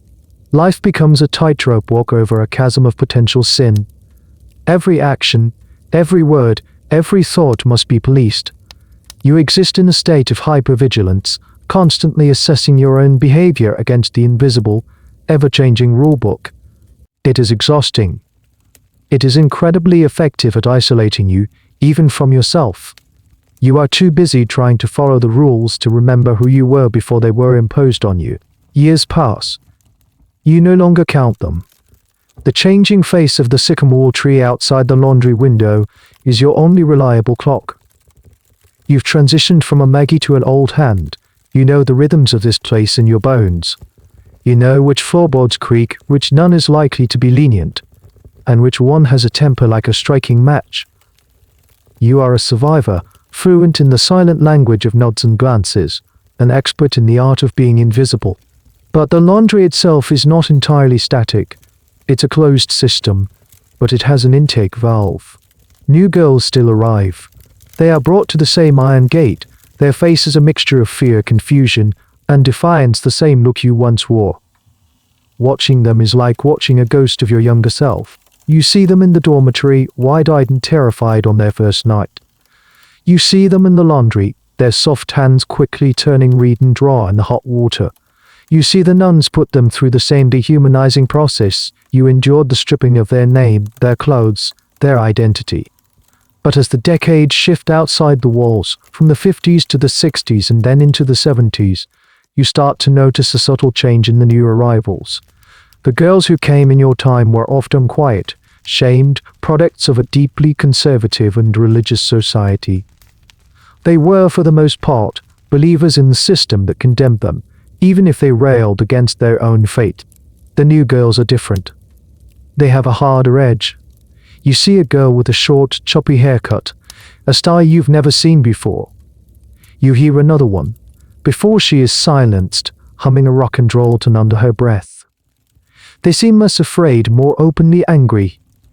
They are the children of a changing world, a world of television and new music and a growing skepticism towards authority. Their sins are also different. In your day, it was a secret love letter, a stolen kiss. Now you hear whispers that a new girl was brought in for wearing a skirt deemed too short, for being at a protest, or for being in a pub unescorted. The definition of moral danger is expanding to include any form of female independence. This new breed of penitent doesn't bow to the system as easily. They talk back. They work with a sullen, resentful slowness. One new girl, given the name Agnes, flatly refuses to answer to it. She insists on her own name, shouting it in the refectory until she is dragged away to the reflection cells. She emerges a week later, silent and subdued like all the others, but for a few days, she was a spark in the darkness. These small acts of rebellion are both terrifying and thrilling to watch. They remind you of the fire you once had, a fire you've had to bank so carefully for survive. You and the other old hands keep your distance. Getting involved is too dangerous. You've learned that the nail that sticks up gets hammered down, and the blows are swift and brutal. A fascinating and rarely discussed aspect of this dynamic is the tension it created between the generations of inmates. The old hands, who had learned to survive through quiet compliance, sometimes resented the newcomers' loud, futile defiance. It brought heat down on everyone. It disrupted the fragile, hard-won piece of the routine. There was a grim, unspoken understanding among the long-termers: the system is unbreakable, so you must bend to it. The new girls hadn't learned that yet. This created a strange and tragic division within the oppressed, another way the system kept them from uniting. Historians are still piecing together how the changing social mores of the 20th century affected the internal culture of the laundries. Did the arrival of more defined women in the 60s and severed to harsher conditions as the nuns struggled to maintain control? Or did it plant the seeds of the system's eventual decay? It was likely a combination of both. The new arrivals challenged the absolute authority of the nuns in a way that had never happened before, and the institution responded at first with greater force. You watch these new faces come and go. Some are broken quickly. Others fight for a while before succumbing to the crushing weight of the routine. A few, you hear, are taken out by their families after a few months or years. The concept of a temporary stay seems to be more common for these later arrivals, a sign that the families themselves are perhaps less convinced of the institution's absolute moral authority. For you, and for women like Mary who have been here for decades, nothing changes. You are the permanent residents, the living foundations of the place. You are part of the machinery. The new girls are just raw material passing through. You watch them with a mixture of pity, envy, and a profound, weary sadness. They are a link to a world you know long without you. Their brief, fiery presence only serves to highlight the cold, grey permanence of your own existence. The world outside the high stone walls is convulsing. It's the 1960s and 70s, a time of profound social upheaval across the Western world. It's a world of rock and roll, of student protests, of the sexual revolution, of a burgeoning feminist movement demanding rights and equality. But from your vantage point inside the laundry, this world might as well be on another planet. Your only access to this new reality is indirect, filtered through clues and whispers. You see it in the clothes that arrive in the delivery trucks. The fabrics change from heavy wools and cottons to strange, synthetic materials. The skirts get shorter, the colors get brighter and more psychedelic. You scrub paisley patterns and flower power prints, vibrant, joyous textiles that seem to scream of a freedom you can't comprehend. They feel alien in your hands, artifacts from a loud, colorful, and confident world. You hear snippets of it from the new girls before the system silences them. They talk about things called the Beatles and the Rolling Stones. They use slang you don't understand. They speak of a life where young people question authority, where women are demanding control over their own bodies and their own destinies. It sounds like a fairy tale, a wild, impossible fantasy. The nuns, for their part, react to these changes with fear and condemnation. The sermons in the chapel become more and more strident. The outside world is painted as a cesspool of sin and degradation. The new music is the devil's beat. The new fashions are advertisements for promiscuity.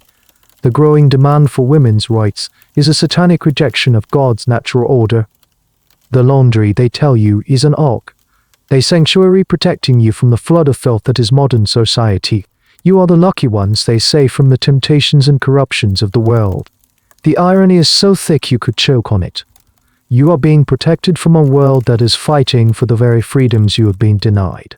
While women outside are marching for the right to choose, the right to work, the right to be heard, you are inside, scrubbing their sheets, your own choices reduced to nothing. This stark contrast between the interior and exterior worlds is a subject of great interest to social historians. The laundries existed as bizarre time capsules, aggressively preserving the rigid, patriarchal values of the 19th century well into the late 20th. They were a physical manifestation of a society's resistance to change. While Ireland itself was slowly, reluctantly modernizing, these institutions remained defiantly medieval. A little-known but poignant detail of this cultural disconnect comes from the testimony of a woman who was released in the 1972 after more than 20 years inside. She said one of the most shocking and terrifying things about the outside world was the traffic. The sheer number of cars, their speed, the noise. It was a sensory overload that left her panicked and disoriented. She had left a world of horse-drawn carts and the occasional sputtering motorcar and emerged into the jet age. The laundry hadn't just stolen her youth, it had stolen her youth, it had stolen her century. You experience this disconnect in a more immediate way. One day, a new machine is installed in the laundry. It's a huge, industrial washing machine, a roaring metal beast that shakes the floor.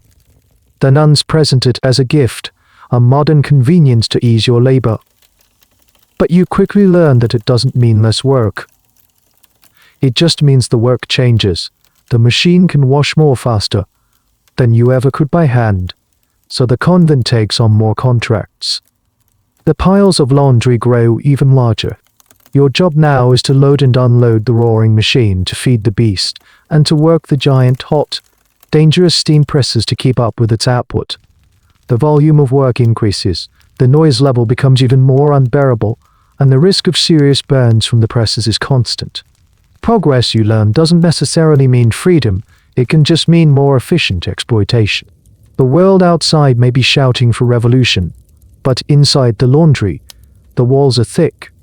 The voices of change are muffled, distorted into a faint, incomprehensible hum. You are living in a pocket of history that has been deliberately kept in the past. You wash the clothes of the new world, but you are not allowed to live in it. The miniskirts and bell-bottoms you press are symbols of a party you were never invited to, a future that is happening without you. The arrival of the first big industrial washing machine was just the beginning. Over the next few years, which you now measure in the gradual aging of your own face reflected in a polished metal surface, more machines appear. Huge, rumbling dryers. Massive, hissing presses called calendars with hot rollers that could press a sheet in a single pass. The laundry is transforming from a place of manual, pre-industrial toil into a noisy, mechanized factory. The cacophony is constant. The slush of water in the old tubs is replaced by the relentless, grinding roar of motors and the high-pitched whine of spinning drums. The air, already thick with steam, now also carries the metallic, oily smell of hot machinery. You have to shout to be heard over a distance of a few feet, so the rule of silence becomes even easier to enforce. The noise isolates you, encasing you in your own bubble of thunderous sound. You are retrained. Your old skills, the ability to scrub a stain without tearing the fabric, the strength to wring a heavy blanket, are now obsolete. You learn to operate the new machines. You learn to feed sheets into the calendar, a dangerous job that requires precise timing. You've seen girls get their fingers caught, their hands horribly burned or crushed by the hot, unforgiving rollers. You learn to sort the laundry for the different washing programs, to haul massive, wet loads from the washers to the dryers. The work is different, but it's no less grueling. In some ways it's worse. It's faster, more relentless, more dangerous. The nuns present this mechanization as a sign of progress, of their commitment to running a modern, efficient facility. They talk about productivity and output. The language of the laundry is no longer just about sin and penance, it's about quotas and deadlines. The commercial aspect of the enterprise, always present, is now naked and unashamed. You are naked and unashamed. You are no longer just a penitent, you are an operator, a unit of production in a factory. This shift from manual to mechanized labor marks a significant, if under-examined, chapter in the history of the laundries. It raises a critical question that historians still debate as the laundries modernized. Did the justification for their existence shift from primarily religious to primarily economic, or were the two always inextricably linked? The evidence suggests the latter. The language of penance was still used, but it increasingly felt like a thin veil over a straightforwardly capitalist enterprise. The sweat of your brow was no longer just for your soul, it was to keep the machines running and the contracts fulfilled. The strange and sad consequence of this new technology was the loss of a certain kind of communal experience. The old washtubs, for all their misery, were arranged in a way that you worked alongside others. It was in those spaces that the silent language of support and solidarity was born. The new machines are loud and separate you. You work at your own station, feeding your own machine, lost in the noise. The mechanization traumatizes you further, making those small moments of human connection even harder to find. You see the toll this new form of labor takes on the women. The repetitive stress injuries from feeding the presses. The hearing loss from the constant deafening noise. The ever-present risk of a catastrophic accident. The progress that was supposed to make your life easier has simply found new, more efficient ways to wear your body down. One day, a new girl, barely 16, is working on the calendar press. She is tired, distracted. Her hand gets pulled into the rollers along with a sheet. Her scream is swallowed by the roar of the machines. They stop the press, but the damage is done. Her hand is a mangled, burned wreck. She is hastily taken to the infirmary, and a few days later, she is quietly sent away. You never find out if she was sent home or to a hospital. She just disappears. For a day or two, the girls work with a renewed terror's work, their movements extra careful, their faces pale. But the quotas must be met. The work must go on. The memory of the girl and her terrible injury fades, absorbed into the relentless hum of the factory floor. The machines, you realize, are just a more efficient version of the old system. They are loud, powerful, and utterly indifferent to your humanity. They don't care if you're tired or sad or sick. They just demand to be fed. And you and all the other women are there to feed them. The promise of progress was a lie. The new, homing machines are just another kind of cage. The world outside the walls continues to churn, and by the 1980s and into the 90s, the changes are so profound that even the thick stone walls of the convent can't keep them out entirely. Ireland is changing. The unquestionable authority of the Catholic Church is beginning to erode, challenged by scandals and a more educated, secular, and vocal populace. The economy is modernizing. The old, convenient arrangement that allowed the laundries to flourish is starting to crumble. You notice it first in the economics of the laundry. The delivery trucks don't come as often. The piles of laundry are smaller. The reason is simple: commercial laundries with their own modern machines and paid staff are becoming more competitive, and perhaps more importantly, the social stigma of being associated with a Magdalene Laundry is beginning to grow. Sending your hotel's linens to be washed by what is increasingly being whispered about as slave labor is no longer good for business. The government contracts, once the financial backbone of the convent, start to dry up, awarded instead to legitimate commercial enterprises. The mighty, roaring machines in your laundry fall silent for longer and longer periods. The hum of the factory floor is replaced by an unfamiliar, unsettling quiet. For the first time in decades, there are days with not enough work to keep everyone busy. This idleness is a new kind of hell for the nuns. Their entire system was built on the principle of keeping you occupied, of washing away sin through labor. An idle penitent is a dangerous thing. They try to fill the time with more prayers, more mending, more scrubbing of already spotless floors, but it's a losing battle. The purpose of the institution is evaporating. You see the signs of decay everywhere. The nuns seem more anxious, their faces etched with a worry you've never seen before. There are fewer of them now. The old, severe nuns have died off, and fewer young women are joining the order to replace them. The ones who remain are old themselves, struggling to manage a large, crumbling building and a population of women, many of whom are also aging and require care. The very reason for your incarceration is becoming obsolete. The concept of locking a woman away for having a child outside of marriage is, in the outside world, becoming seen as cruel and archaic. Social services are beginning to provide support for single mothers. The sins that filled these laundries for a century are slowly ceasing to be seen as sins at all. This leads to one of the most complex and debated questions surrounding the end of the Magdalene era. Why did they stay open for so long, even after they were no longer financially viable or socially acceptable? Some historians argue it was institutional inertia. The laundries had existed for so long, no one knew how to shut them down. Others point to a more troubling reason: the laundries had become,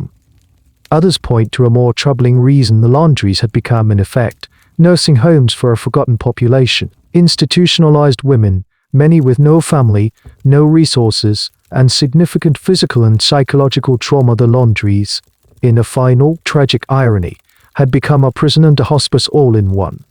The state's continued inaction was, yet again, a matter of convenience. A strange, almost surreal atmosphere descends upon the laundry. The rigid discipline of the past begins to fray at the edges.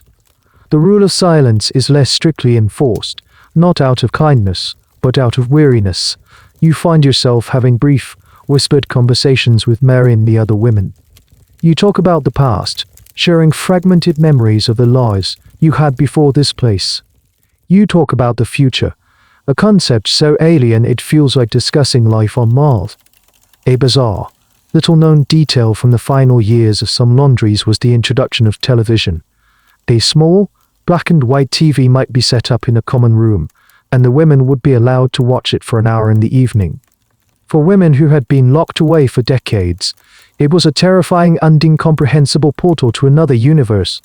The speed, the noise, the fashions, the casual intimacy between men and women on screen, it was all utterly alien. It was a window onto a world they could never hope to join, a world that had forgotten them completely. The system isn't ending with a bang, but with a long, slow, agonizing whimper. It's collapsing under the weight of its own irrelevance. The moral and economic foundations have rotted away, and only the stone walls remain. You are living in the ruins of a dying institution, surrounded by the ghosts of the thousands who have passed through and the elderly survivors who, like you, have nowhere else to go. The end is coming, but it doesn't feel like a liberation. It feels like a shipwreck in slow motion. The day the announcement comes, it's not with a grand ceremony or a formal declaration. It's with a quiet, tired meeting in the refectory. The remaining nuns, old and weary themselves, gather you all together. The Mother Superior, a woman you've seen age from middle-aged severity to frail old age, stands before you, her hands trembling slightly. She tells you that the laundry is closing. The words hang in the air, unreal. Closing. For decades this place has been your entire universe, a permanent, unchangeable reality. The idea of it ceasing to exist is as incomprehensible as the idea of the sky ceasing to be blue. You look around at the other women. You see confusion, disbelief. But you don't see joy. You don't see the elation you might have fantasized about in your first few years here. Instead, you see fear. Raw, naked fear in the eyes of women who are now in their 60s, 70s, even 80s. Women who haven't set foot outside these walls since they were teenagers. The Mother Superior explains that arrangements have been made. Some of you will be sent to other convents to be cared for in their nursing wings. Others, those who are younger or have some family remaining, will be helped to find accommodation. The state, after decades of silent complicity, is finally stepping in with some social workers. The process will take a few weeks. In the days that follow, a strange, suspended animation takes hold. The work in the laundry stops completely. The roaring machines are silent forever, standing like huge, metal dinosaurs in the dusty air. The routine that has governed your every waking moment for a lifetime dissolves. There are no more bells summoning you to work. There is only waiting. You and the other women drift through the days like ghosts. You sit in the courtyard, blinking in the unfamiliar sunlight, not knowing what to do with your hands, which have only ever known work. You talk more than you have in 40 years. Your voice is rusty and quiet. You talk about the outside. You ask each other questions you don't have the answers to. How do you use a public telephone? How does a bank work? How do you buy food in a shop? You are like children, about to be born into a world you know nothing about. This profound institutionalization is one of the most tragic legacies of the laundries. The system didn't just confine women, it crippled them, systematically disabling their ability to function in normal society. By stripping them of all autonomy and decision-making for decades, it rendered them completely dependent. The question historians and psychologists now ask is not just about the abuse, but about the aftercare, or the shocking lack thereof, for most of the laundry's history. When a woman was released, she was simply put out the gate with a few pounds in her pocket and told to fend for herself. The belated, minimal intervention of social workers at the very end was a case of too little, too late. A strange and poignant detail from this final period is the act of packing. Most of you have nothing. The clothes on your back, a rosary, perhaps a holy card. Some of the women have small, secret stashes of objects they've collected over the years: of smooth stone, a pretty button that fell off a customer's shirt, a faded ribbon. These tiny, worthless treasures are all they have to show for a lifetime. You watch an old woman carefully wrap a small, cracked teacup in a piece of cloth. It was part of a set she was given for helping the infirmary nun 30 years ago. It is her only possession. Your last day arrives. A social worker, a young woman with kind but overwhelmed eyes, calls your name. Your real name, the one you haven't heard used regularly in decades. It sounds strange, like a word from a foreign language. She has a small file in her hands. She tells you they found a room for you in a boarding house in the city. A bus will take you there.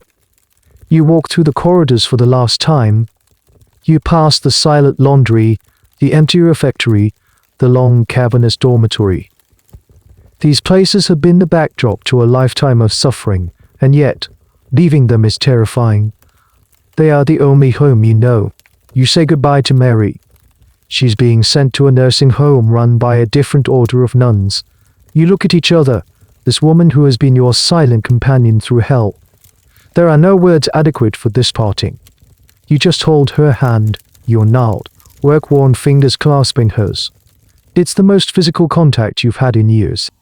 You step out of the giant iron gate. It clangs shut behind you for the last time. You are standing on a street, a free woman. The noise of a passing car makes you flinch. The colors of the shop signs seem impossibly bright. The faces of the people hurrying by are a blur of expressions you can trade. You are not relieved. You are utterly, profoundly lost. The prison walls are gone, but you realize with a sinking dread that the most formidable prison is the one they built inside your head, and you have no idea how to escape that one. The silence of your final day in the laundry is not the silence of peace. It's the silence of a deep, terrifying abyss that has opened up at your feet. The bus ride into the city is a centuries old. After a lifetime spent within the grey, muted, slow-moving world of the convent, the outside world is a riot of chaotic movement and overwhelming noise. Cars, trucks, and other buses roar past. Their engines a terrifying symphony of power. Buildings seem impossibly tall, their windows reflecting the sky in a dizzying mosaic. People swarm the pavements, a river of humanity, all moving with a purpose you can't fathom. Their clothes are a kaleidoscope of colors and styles that you've only ever seen on a flickering television screen. It all feels unreal, like you've been dropped into the middle of a frantic foreign film. The social worker, a kind woman named Taoiseach, points out landmarks, but the names mean nothing to you. She tries to make small talk, but you can only manage one-word answers. Your voice feels alien in your own throat. You sit hunched in your seat, your hands clutching the small bag that contains your only possessions, a rosary and a change of clothes provided by a charity. The boarding house is on a noisy street, wedged between a pub, from which loud music is already spilling, and a betting shop. The landlady is a stern, impatient woman who looks you up and down with a mixture of pity and suspicion. She shows you to your room. It's tiny, with a sagging bed, a stained armchair, and a single window that looks out onto a grimy brick wall. The air is thick with the smell of stale cigarette smoke and fried food. After the stark, soap-scented austerity of the convent, the clutter and grime of this room feel deeply unsettling. This is freedom, this small, sad room. Ally feeds you with a small amount of cash for the week and a list of phone numbers for social services, for a local health clinic. She tells you she'll be back to check on you in a few days. Then she's gone. You are alone. You sit on the edge of the bed, the springs groaning in protest. The silence in the room is different from the enforced silence of the laundry. This is an empty silence, a silence of abandonment. You have no tasks to perform, no bells to obey. The sudden total lack of structure is terrifying. For 50 years, every minute of your day has been dictated by someone else. Now, you have 24 hours to fill, and you have no idea how. The simplest tasks become monumental challenges. You are hungry, but the idea of going into a shop, choosing food, and paying for it with the strange, colorful paper money is paralyzing. You are surrounded by people, yet you have never felt so alone. You don't know how to talk to them. The social cues, the rhythm of conversation, the shared knowledge that oils the wheels of everyday interaction, you have none of it. You are a stranger in your own country, a ghost from another time. This experience, known as institutional neurosis or post-release shock, is a well-documented phenomenon among people who have spent long periods in total institutions. They often struggle with crippling anxiety, agoraphobia, and an inability to make basic decisions. The very skills needed for independent life have atrophied from disuse. The debate among sociologists and psychologists is not about whether this happens, but about the resocialization process. How can a society that created such a debilitating system effectively help its victims reintegrate? For many of the Magdalene women, the answer was it couldn't. Or it wouldn't. They were left to sink or swim, and many of them sank. A small, heartbreaking detail that has emerged from survivor support groups is the challenge of modern appliances. Women released in the 80 seconds and 90 seconds were confronted with technologies that were completely alien. An automatic washing machine, a microwave oven, a vacuum cleaner. These were not conveniences, but terrifying, uncomplicated machines. One woman recounted bursting into tears in a supermarket because she couldn't figure out how to use the self-service checkout. These were not just technical difficulties, they were constant, humiliating reminders of how much of the world had passed them by. You stay in your room for 3 days. You ration the bread and milk I've left for you. You are too afraid to go out. The noise from the street is a constant torment. At night you can't sleep. The bed is too soft. The silence is too loud. You find yourself missing the familiar, rhythmic breathing of 100 other women in the dormitory. You miss the hard cot. You miss the bell that told you what to do. You miss the prison. It's a shameful, confusing thought. How can you miss a place of such misery? But the laundry, for all its cruelty, was predictable. It was a world you understood. This new world, this freedom, is a chaotic, terrifying mystery. You have escaped the physical walls, but the mental walls, built over a lifetime, are proving to be much, much higher. You are free, and you are terrified. Weeks turn into months. You learn to navigate the basic mechanics of your new life through a painful process of trial and error. You learn how to buy milk and bread without your hands shaking too much. You learn to cross the street without flinching at the roar of the traffic. You learn to answer the landlady's questions without looking at the floor. These are small victories, but they feel immense. But you soon discover that the outside world has its own set of invisible walls, its own ways of keeping you in your place. When you apply for a job as a cleaner, the manager asks for your work history. What do you say? I've been a prisoner in a convent laundry for 50 years. You mumble something about having been a resident in a religious institution. The manager's expression shifts from polite interest to a cool, wary dismissal. You don't get the job. You experience this again and again. The gap in your life story, the decades that are unaccounted for, is a red flag. It marks you as different, as someone with a past, a secret. The stigma of the Magdalene Laundry, which was once a reason to lock you away, is now a reason to shut you out. Then there is the shame, a ghost that follows you everywhere. You hear people on the street using the term Maggie as an insult, a synonym for a woman of loose morals. You see the pity and suspicion in the eyes of the doctor at the clinic when you try to explain the source of the chronic cough that has plagued you since your years in the laundry esteem. You are branded. The laundry may have closed, but the stain it left on you is permanent. This enduring social stigma is a critical part of the Magdalene legacy. Society had used the laundries to hide away its unclean women, and even after their release, that label stuck. Historians argue that this was a way for society to absolve itself of guilt. By continuing to see the women as inherently flawed, people didn't have to confront the horrifying reality that these were ordinary women who had been subjected to a brutal system of state-sanctioned abuse.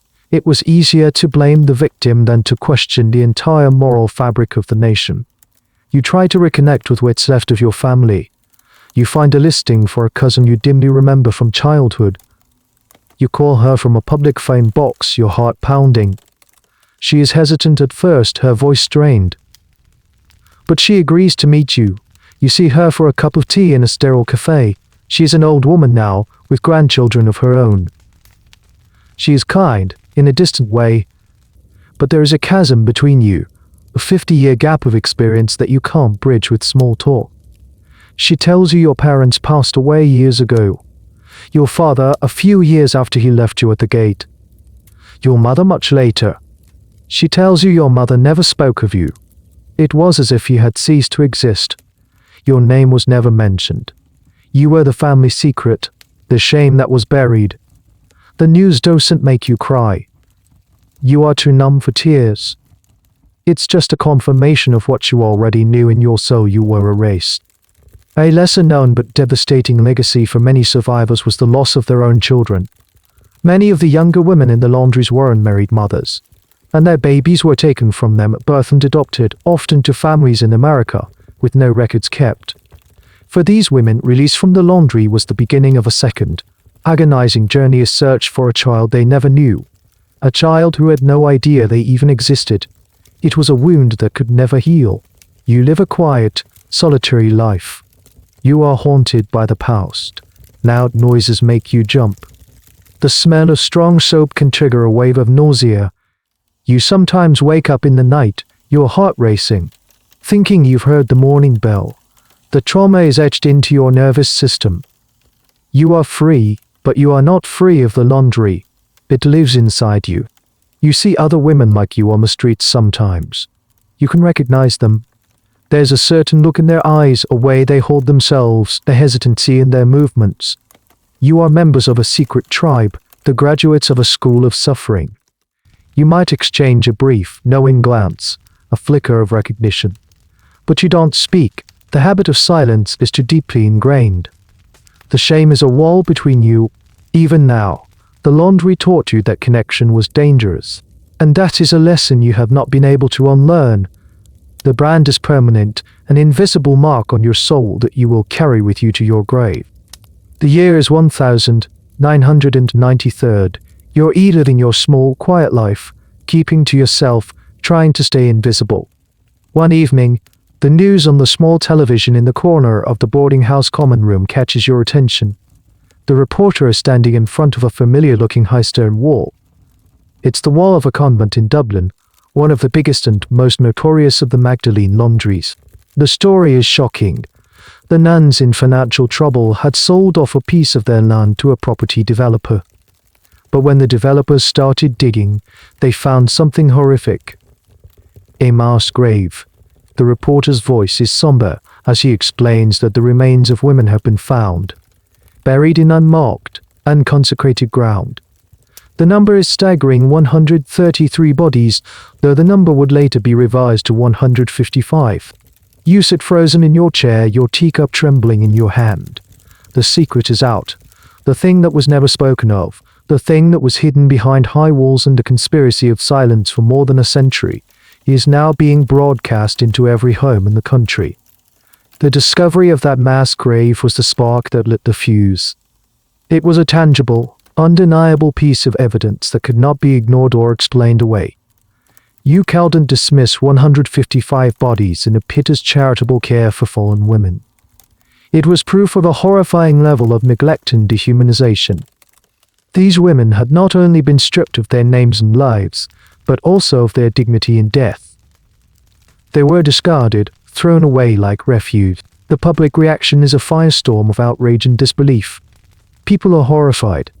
How could this have happened in modern Ireland? The newspapers are full of it. Radio phone-in shows are inundated with calls. The carefully constructed wall of denial that had surrounded the laundries for generations begins to crumble. For you, and for the other survivors, It's a moment of profound and painful vindication. You are not crazy. You are not lying. The things you endured, the things you have tried to forget, were real. The suffering was real. This public revelation prompts other women to come forward. For the first time, survivors begin to speak out, sharing their stories with journalists and historians. Their voices, silenced for so long, finally begin to be heard. The hunger, the cruelty, the loss of their children, the psychological abuse. A trickle of stories becomes a flood, washing away the official narrative of pious, charitable care and revealing the rotten truth beneath. The debate among historians about this turning point is fascinating. Why did this particular discovery have such an impact? When rumors about the laundries had circulated for years, many argue it was a matter of timing. By the 1992, the power of the church had been significantly weakened by other scandals. Irish society was more open, more secular, and more willing to question the past. The mass grave was the physical evidence that landed in a tinderbox of changing social attitude. It was the moment the open secret could no longer be kept. A strange and little-known detail that emerged during this period was the issue of the death certificates. When the authorities investigated the 155 bodies, they found that for many of them, death certificates had been issued, listing causes like tuberculosis or malnutrition. However, there were no records of their burials in any official cemetery. It was a bureaucratic ghost story. The state had officially recorded their deaths, but had failed to ask the obvious question: what happened to the bodies? It was another layer of the systemic failure, another example of the state looking the other way. You watch the news every night, obsessed. You see the faces of other survivors on the screen, their faces aged and lined with pain, telling stories that are so familiar they could be your own. With each testimony, you feel a piece of the shame that you've carried for so long begin to lift. It was not your fault. The sin belonged to the system, to the sin, to the society that allowed this to happen. The wall of the laundry on the television screen is being torn down, brick by brick. But for you, the real demolition is happening inside your own heart. The discovery of that forgotten grave has finally allowed the world to see the truth. The secret is out, and the ground itself is crying out for justice. The public outcry following the discovery of the mass grave is too loud to ignore. The government, which for decades had been a silent partner in the laundry system, is forced to act. The pressure from the media, from the public, and most importantly, from the growing number of courageous survivors speaking out, is relentless. The journey towards justice is slow, frustrating, and fraught with political maneuvering. At first, the government tries to deflect, to downplay its own role. They frame it as a historical issue, a problem of the church, a sad chapter of a bygone era. But the survivors and their advocates refuse to let them off the hook. They form support groups, like Justice for Magdalene Laundries. They campaign tirelessly. They demand a full accounting of what happened and an official apology for the state's role in their suffering. You follow these developments with a sense of detached wonder. The idea of demanding anything, of having a voice that could be heard by the powerful, is completely alien to you. You are in awe of the women who stand before cameras and committees, their voices trembling but firm, telling the truth.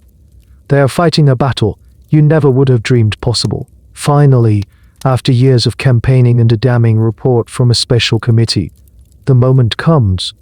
In 2013, 20 years after the discovery of the grave that broke the story, the Taoiseach, the Prime Minister of Ireland, stands before the Dáil, the Irish Parliament. You watch it on your small television, your hands gripping the arms of your chair. He delivers a formal, unequivocal state apology. He apologizes for the state's direct involvement, for sending women and girls to the laundries. He apologizes for the decades of failed regulation and oversight, for creating a system where the stigma of the fallen woman was a national obsession. He describes the laundries as the nation's shame. He acknowledges the unpaid labor, the psychological torment, the theft of their lives. Listening to his words, something inside you breaks. The tears that you haven't been able to shed for 50 years finally come. They are not tears of sadness, but of a profound, wrenching relief. It's the relief of being seen, of being heard, of being believed. The highest office in the land is finally saying the words you have always known to be true. It was not your fault. This apology is a landmark moment, but the debate around it, both then and now, is complex. For many survivors, it was a vital and necessary step. For others, it was too little, too late. A symbolic gesture that couldn't undo a lifetime of damage. The establishment of a redress scheme offering financial compensation to the survivors was also a source of contention. How can you put a price on a stolen childhood, on a lost life? A lesser-known aspect of the redress scheme revealed the final, bureaucratic cruelty of the system. To qualify for compensation, women had to prove they were in a laundry. But for many, especially those committed informally by their families, there were no records. They had been erased so completely that they couldn't even prove they had been imprisoned. These women, some of the most victimized, were left to fight for years to have their existence within the walls officially recognized. It was a final slap in the face from the state that had abandoned them. Historians will long debate the efficacy and sincerity of the state's response. Was the apology a genuine act of national contrition or a calculated political move to close a dark chapter and move on? Was the redress scheme an act of justice, or a way to manage a liability? The truth, as always, is likely somewhere in the murky middle. For you, the apology is a turning point. It doesn't erase the memories or heal the scars, but it changes the narrative. It reframes your personal story of shame into a national story of injustice. You are no longer just a Maggie, a fallen woman. You are a survivor of a state-sanctioned human rights abuse. The apology gives you a new kind of permission. The permission to be angry. The permission to see your own life not as a personal failure, but as a testament to your own resilience. The apology is not an end, it is a beginning. It's the moment you can finally start to process a lifetime of pain, armed with the knowledge that the world, at last, knows the truth. The long, lonely wait for acknowledgement is over. The apology doesn't magically heal the deep wounds of the past, but it does change the air you breathe. The heavy cloak of shame you've worn for a lifetime has been lifted, and in its place is a fragile, unfamiliar lightness. You find yourself walking a little taller. You can meet the gaze of strangers in the street without flinching.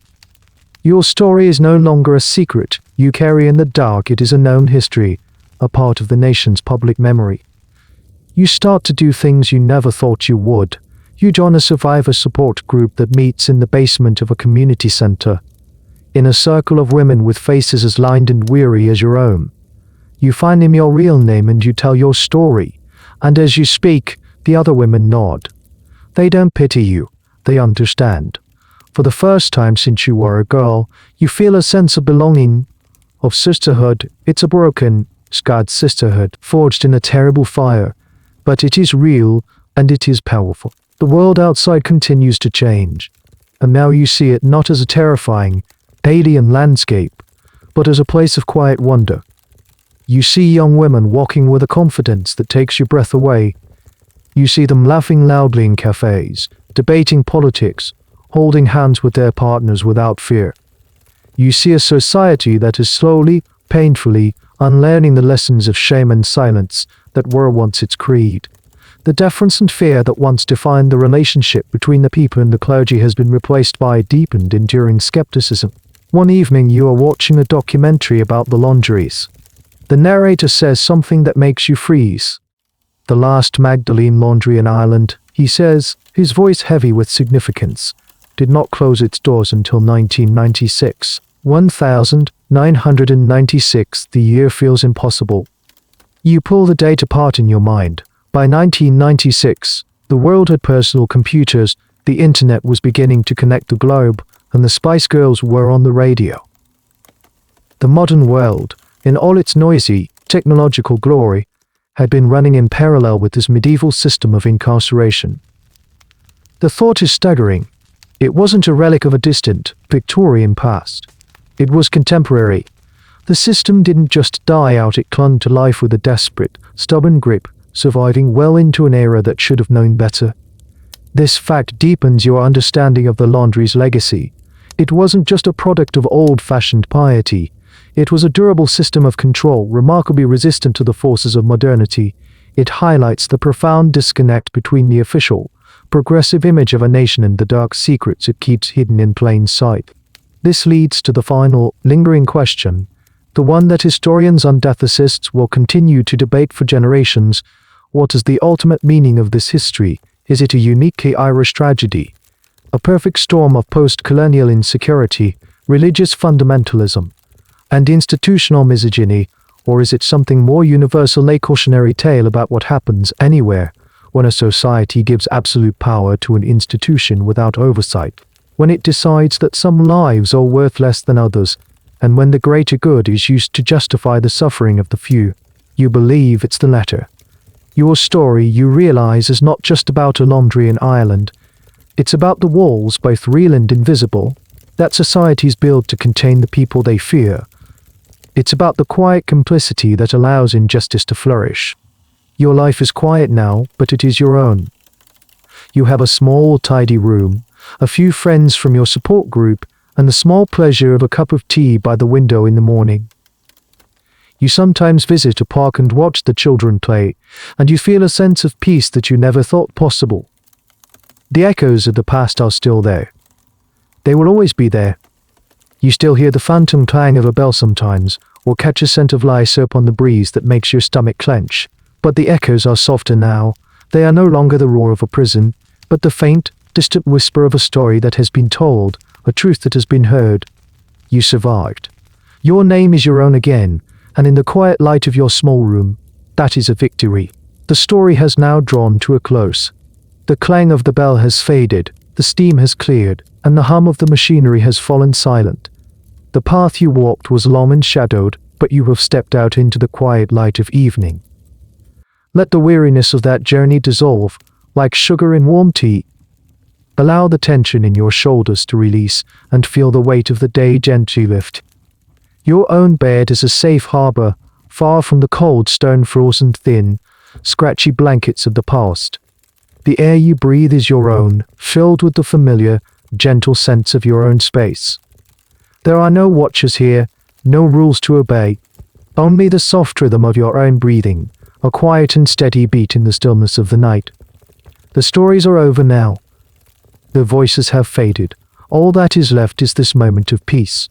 You are safe, you are comfortable, and you are drifting slowly, gently, into a deep and restorative sleep. Let the last thoughts of the day be soft and kind.